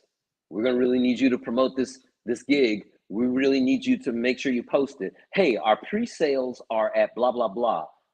We think that you need to do a posting like this, and right. And then all of a sudden, because I'm like, wait a Oh, minute, I'm rehearsing the band this week, right? Like I'm doing that and getting this together so the show's right. But you're the promoter, right? But you're telling me, but again, I know all that is it's man. changed, right? So the demand for what we are and what we do has also shifted. All that to say that yeah, I come from yeah, I like to call it an analog era, and yeah, I like to say that like my you know I remember flipping through vinyl, and that was how I got music. That's how I heard my first thing, going and getting Prince 12 inches because I wanted the B side and that relationship with it. But with the way things are now, I'm just saying that to say that like I could be a lot better. And there's a lot where I don't do that well. But again, I'm like you.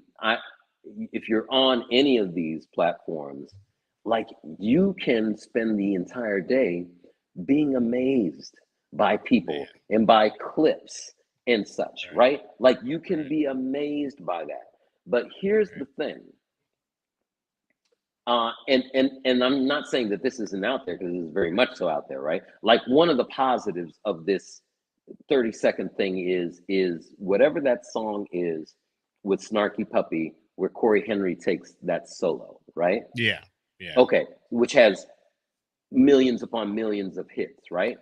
Like that to me is the thing that's fewer and further between, because I feel as though that is a serious moment that occurred when he was Right. taking that solo and doing that, Right. and it happened to Right. be captured, right? Right. Right. And I feel like in that moment, it's almost like that thing that I used to feel when I would go see like Phil Davis play with the Chronicle, right? Whenever I Right. said when Phil Davis played with the Chronicle, there were times when I felt like Phil Davis tapped out, and like Neptune, the spirit of the planet Neptune, Mm-hmm. tapped in and was Mm-hmm. just using him as a vessel. Like it Mm-hmm. was incredible. And I think that Corey Henry moment is like that.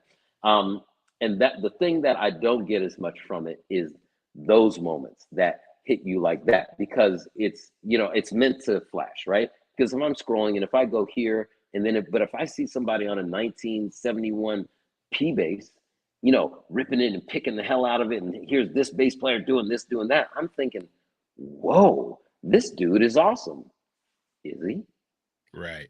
Right? And here's the thing, Right. I don't know, but that was enough to make me think that he kind of was, even if all he does is have back-to-back 30-second clips, you know what I mean? Right. But Right. I'm moved by, whether because of what I was around or because of the, you know, the year I was born and what I came up in, you know, I'm moved by interaction. You know what I mean? I'm moved by the Mm-hmm. seeing the conversation happen. So Right. I love seeing, like, a great example is Mono Neon. If you go by his, click on him, there is enough flashbang where you're gonna be like, wait, huh? Wait, what is this dude doing? Mm-hmm. But then Mm-hmm. when you, if you get a chance to see him, or you just go to YouTube and see him interact with the Mm-hmm. band, he's Mm-hmm. interacting and the magic is there, right? Right. So that's one of those Right. moments where both of those elements, Those. you know what Yeah. I Right. mean? Both of Mm-hmm. those elements are really there. But again, Mm-hmm. for me, I find that less. You know what I mean? And at the end of the day, I that's what I love, is I love, you know, I started playing bass because I wanted to be in bands. Right. You know what I mean? Like that was the start of it for me. So sometimes this, you know, I'm alone culture, you know what I mean? That, like, you know, I'm a bass player who could rip through this, rip through this, rip through this.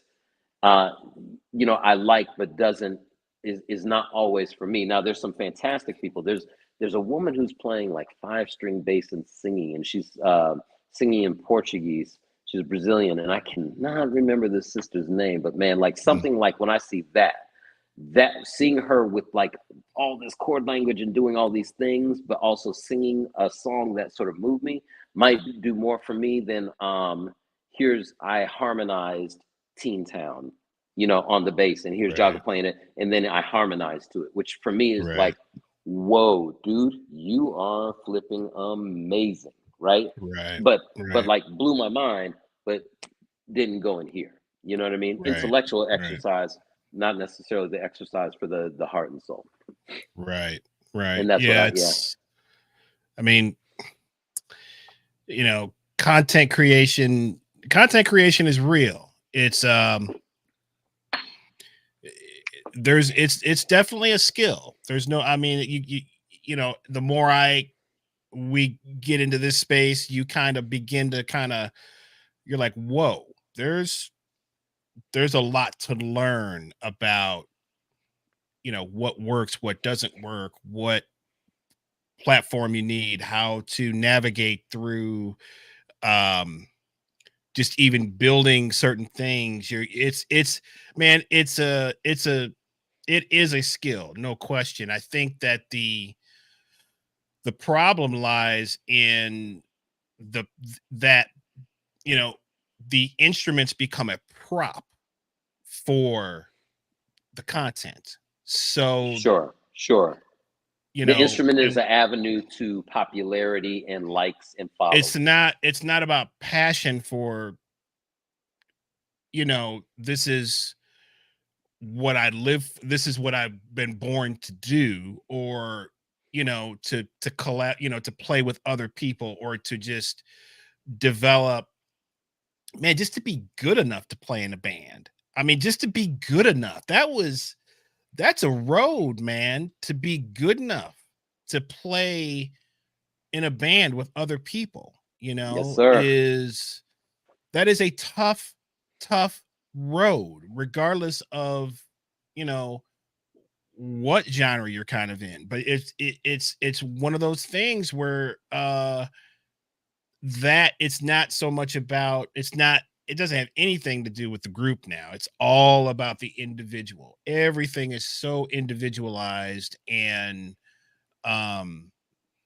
just cut and paste, cut and paste. It's about me. I'm just like, man, I'm not gonna, I mean, if I go to a concert, you know, am I gonna go see some cat playing solo drums or some cat play? I mean, you go to a clinic and you see, Yes. you know, there were always clinicians. There were always those guys that were like, and they would even say so. They're like, man, I don't really play with, I'm a clinician. I'm, you know, I have, you know, they have extraordinary technique.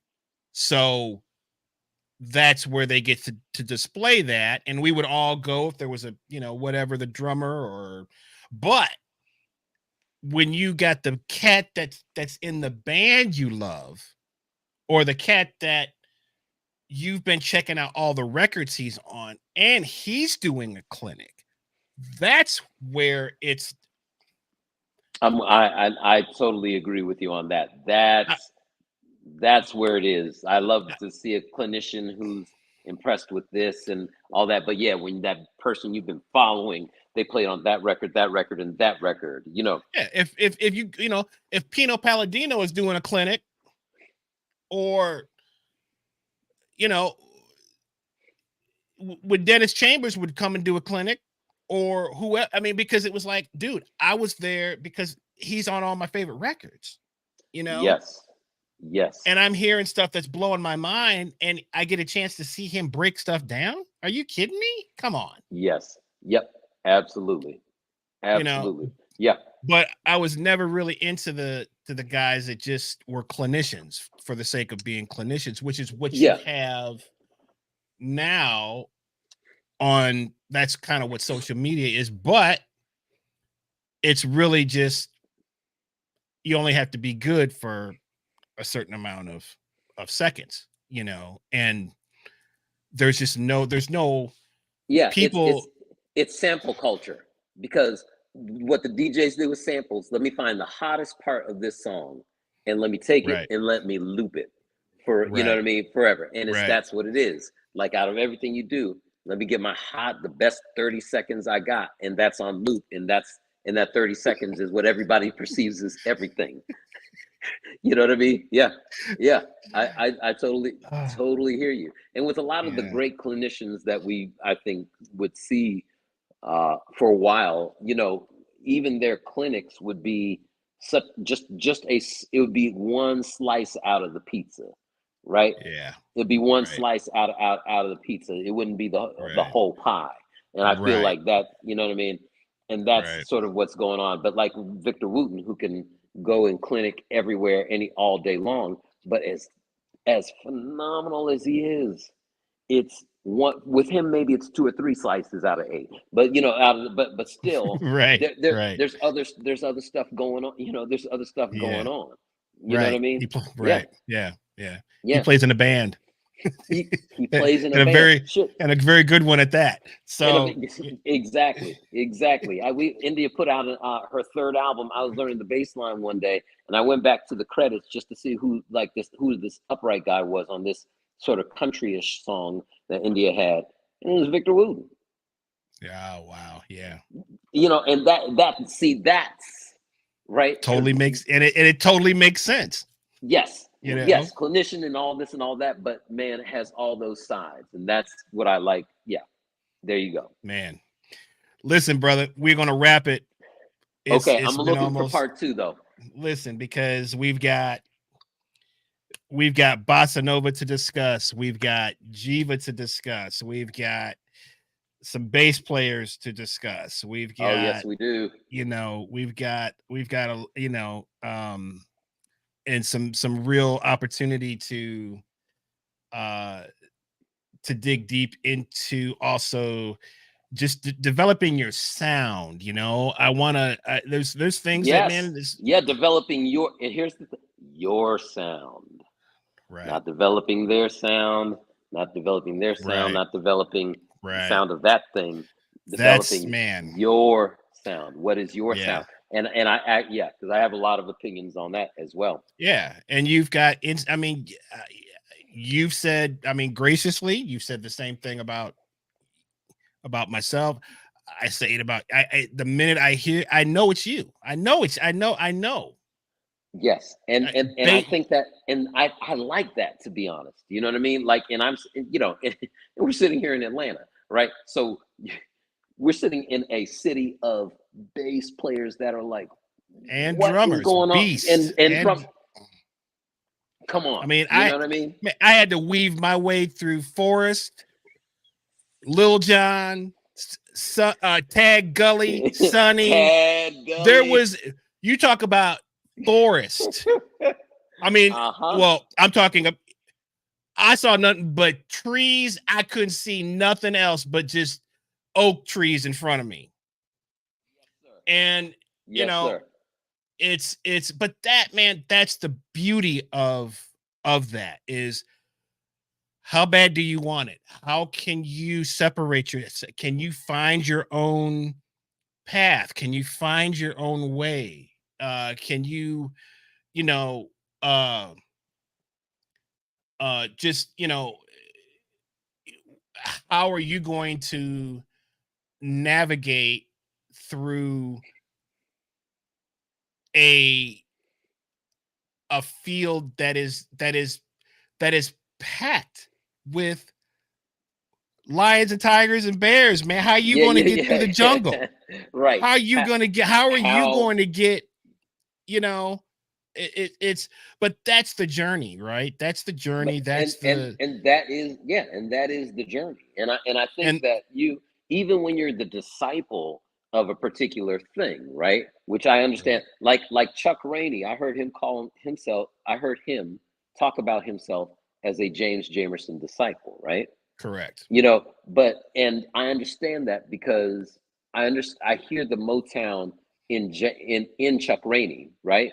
In Chuck Rainey's playing, I hear him doing that, but he took the James Jamerson and put it into the idiom of all these other things, right? Right. From a Sergio Mendes to a Steely Dan to an Aretha, right? Like so he's bringing that into a context of a whole other thing. Right. So even within your sound being something like, I'm a disciple of this, where you take that is a whole other thing, right? If you're a Jocko disciple, you know what I mean? And you're sort of in fusion, that's one thing. But the less traveled road is like, you know, what about your Jocko thing backing up this phenomenal singer-songwriter?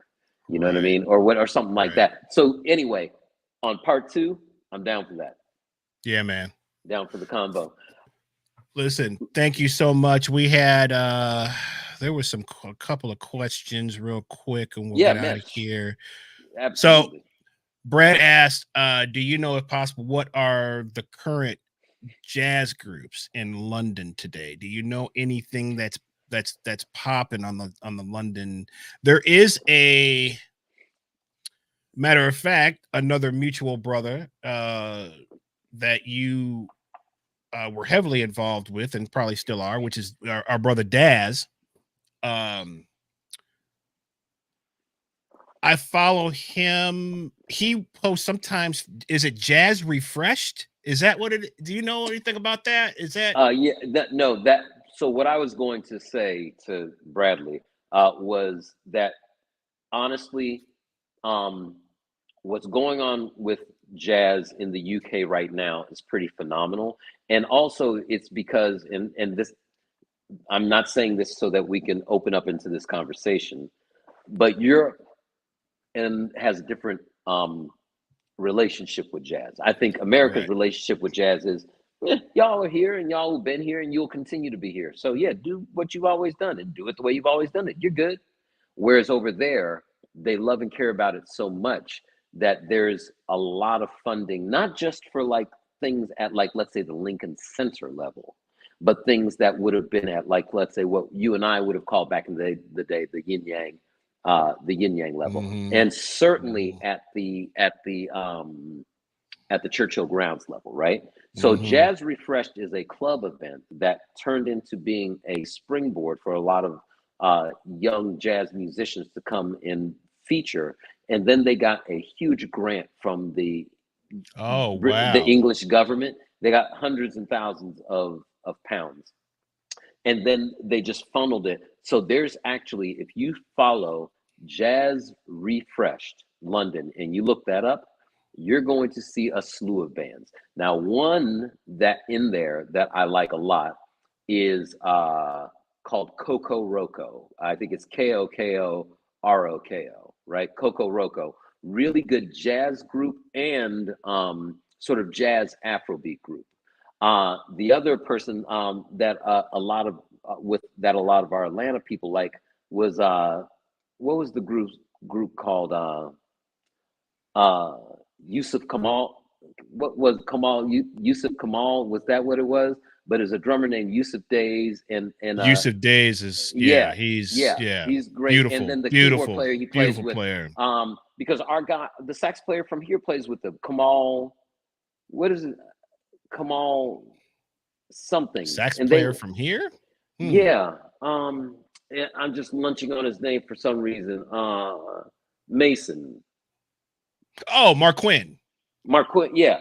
Quinn. Yeah. He's playing with Kamal, the keyboardist, Kamal something. But from over there. Okay. But Yusuf Days is a good place to start, and you'd find Kamal. Kamal Williams. Yeah. Or I don't know. Yeah, I don't know. Pino's son Rocco plays bass in that band as well. He plays with Yusuf. Yes, he does. That's right. But Bradley, Jazz Refreshed is going to show you so much of the incredible stuff that's going on in the London scene right now. A UK artist or a London art that I love is Soweto Kinch. So check him out. Soweto Kinch, yes. Who is really, I mean. Yeah, I know about him because of Julie Dexter. Yeah, he's got it all, man. He's got the bebop all the way to the hip hop, the MCs. That cat is legit. He is 100% legit and breaking a lot of ground. It's really interesting. That could be another, because we've had some conversations about that. I've had my own sort of battle with that, because here the jazz, it's a tough word, because I do like the word Black American music, because I feel like that statement is where the history of that music definitely comes from. Yes. And the word, and because the word jazz was sort of thrown on top of what those cats were doing. A lot of those guys didn't, but that's a whole nother conversation. But yeah, I'm with you. The Europe, but it's a genre that, man, you just don't want it to die. You don't want it. You want it, and you want it to kind of keep moving forward. Guys like Yusuf, Soweto. I mean, there's a bunch of those guys that are doing their own thing, but they have the lineage of what that music is really about, which I feel like is important. You have to have and understand the blood, and have to be able to tap into that. And that's, in my opinion. Otherwise it's a little bit it comes off a little bit short for me. But guys like Soweto and Yusuf, and so check those guys out, Brad. And I think you'll enjoy what you're So here's another one, Alpha Mist. Man. Yeah, there you go. Good call. And that's that's from the host. You don't recognize that name, do you? Oh. Now, just because you make, I see. Yeah. Okay. Now I'm paying attention to those three letters. The NIA. I get it. Yes. Yeah. Right. Yes. That would be shout out from my lovely wife there. Yes, I just right. Yeah, I got it now. I was like, okay, I know who that is. I was like, yeah. I'm like, man, Nia knows. Of course she knows. Yeah. Yeah, of course she does. Right. So Brad Yeah. says, Khari, enjoyed your insights and experiences. Thank for your info on Jazz Refresh London. I appreciate that from that brother. Thank you, Bradley. Thank you, man. Yeah, I man. really appreciate that, man. And Brian says this was a terrific conversation. Look forward to part 2. And going back to kind of, it was the VK7 and the Roland amp, the good old days. Those were indeed, man. I Those some mean, heavy pieces of gear, boy. That's the that sister got him to the venue though. loading into Churchill, man. There was nothing like it. Oh my gosh. Yes, indeed. Oh my yes, gosh. Indeed. Yeah. So yes, indeed. So listen, thank man. you guys. You can follow Khari on his Instagram, which is just under his name. That's right, Khari Cabral. Yep. And where else can they find you, my man? So friend me on Facebook. I use Facebook for sure, but follow me at Khari Cabral on Instagram. That's a great way to do it. And email me at kharicabral@gmail.com. You know what I mean? Yeah. Yeah, absolutely. Right. Absolutely. All that stuff. So man, I'm looking forward to this part 2, and I'm looking forward to everybody else you have on it. And also, man, as a Atlanta music scene dude, thank you for doing this. Thank you for not only thinking about doing this show that you guys have started, not just thinking about it and doing a we should, but actually following it through and doing it. Like, thank you for that, because this, I mean, you know what this is. I'm happy we're doing this now. In another 6 months, like you know what this becomes, and a place for us to like chat it out and go and do this and do that. And then when you know what I mean, local XP live and all the things that I'm sure are coming. You know what I mean? I can't wait. Right. I'm on board, and say the word, whatever. Yeah, I mean, it's there's infinite possibilities. It is infinite possibilities, man. But you're doing the thing that a lot of people in something like I didn't realize. If, one of the most important things that you could really teach somebody is just whatever you're doing, just don't stop. Yeah, like I appreciate that, man. It's you know what I mean. A lot of cats start a thing and it's not quite where you wanted it to be after a year or 2 years or 5 years. The thing is, what if it's not? That's sort of fine. But the important thing is just whatever you do, don't stop. Just keep. Yeah. And I know you guys are here to do that. So I'm just saying. Yeah. Very glad. So I appreciate thank you, man. Cool. I appreciate that very much, man. And it's just like anything else, you've got those days where it's like, I think this is over. Yeah, you do. You do indeed have those days. Nah, but there's so much that can be. That's what I continue to just find new ideas constantly, which is what, from the people that I've talked to that have really sort of made an imprint in the streaming and the YouTube. They're just like, man, the biggest thing is if you've got a lot of ideas, if you keep coming up, that tells you that you've got something.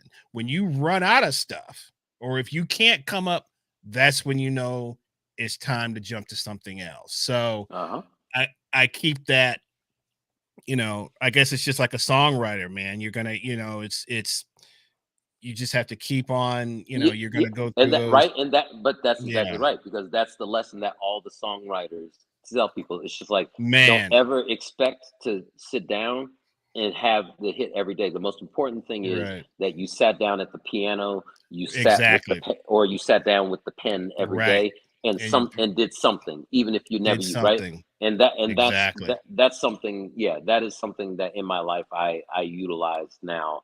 Man. That I would encourage anybody at any age, to be honest, just to lock into that. So for this and that you're doing, man, thank you for having me, but just thank you for starting this in general. Tyrone, thank you for doing this. Thank you for starting this, Tyrone. Thank you. Yeah, man. Well, thank you, Yeah. my brother. Yes, We got sir. many more to go. Yes, we do. Shout out to my man, Khari Cabral Simmons. We will see you again soon, dude. We got to talk anyway. So Yeah, and we gotta talk anyway. That's right. All right, brother. Okay, man. All right. See you soon, Much man. love to you. Yes, sir. Love you, brother. Thank you. Bye, Nia. All right.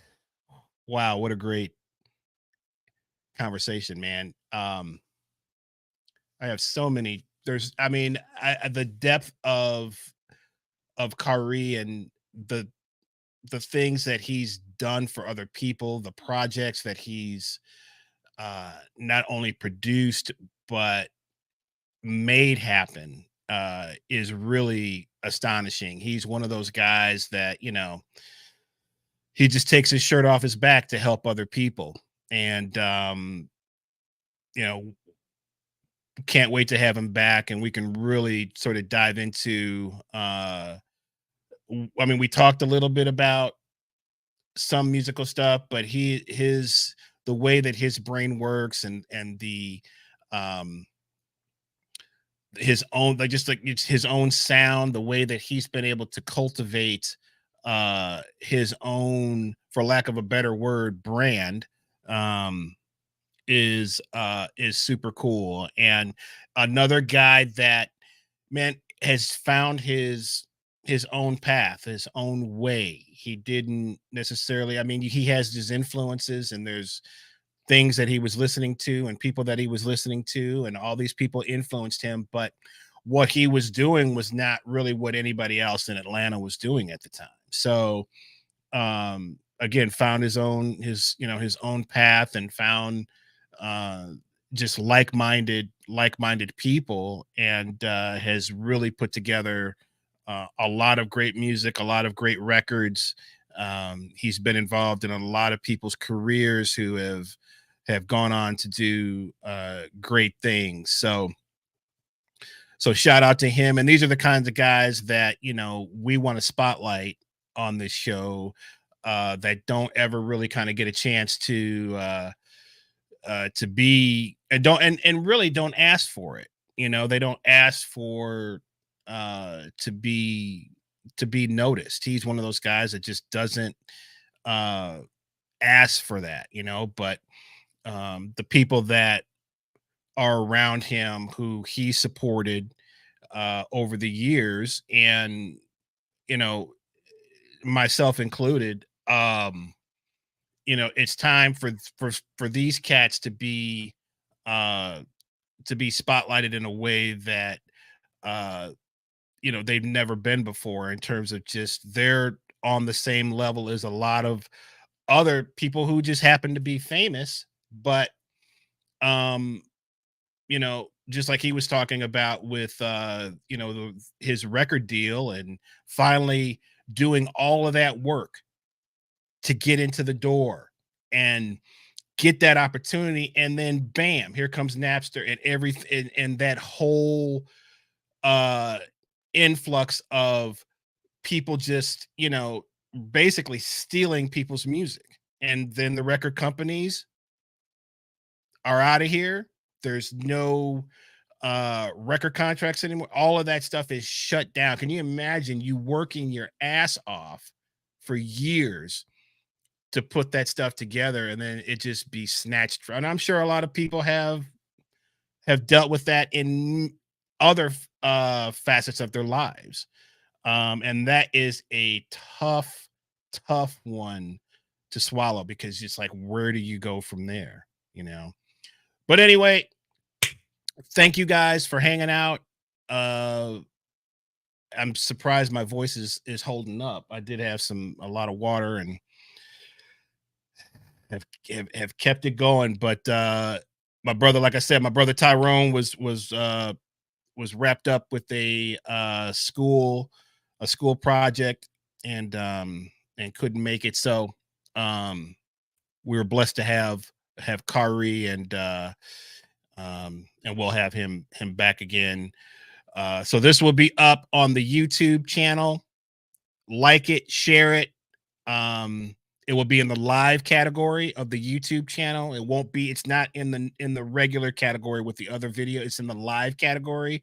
So now that I figured out how everything works, so everything is streaming on YouTube, and I'm looking at the YouTube right now. But everything is in the live category. So share the stuff, share with your friends, with some of the stuff. Again, the live streams are kind of long, but I'm gonna try to chop some of them up and have some different segments, but it's very time consuming. So this is for the diehards. I appreciate everybody that's been here, hanging out. We've got a lot of super fans that are with us every week. Brad and Brian and Mark, and my wife, and just a plethora of people that have been hanging out with us every week. So we really appreciate the support. And here's our old friend Oldest Gold, who has a nice comment. He says, thanks for doing the show. It's keeping me anchored to ATL while I'm in residence at the Oregon Shakespeare Festival. There's a book in here somewhere. Keep up the good work. Thank you, Otis. Hope you are well. Thanks for hanging out with us, man. Thanks for the comments. Again, you can find us Facebook, YouTube, Instagram, and then the Twitch. I know a lot of the old heads don't know about Twitch. We're gonna try to do some stuff on Twitch and try to get a show going on there, but that's more for Twitch is more for the young people. It's really a video game platform where a lot of the gamers are working, but they do have a chat section where people have podcasts and chats and whatnot. So I'm going to do some stuff with that, but one thing at a time. And we're just trying to get the YouTube growing. And thank you all for hanging out with us on Facebook and wherever you're watching. So same time next week, next Tuesday, 8 p.m. Local Musicians XP. God bless y'all, and we will see you guys next week.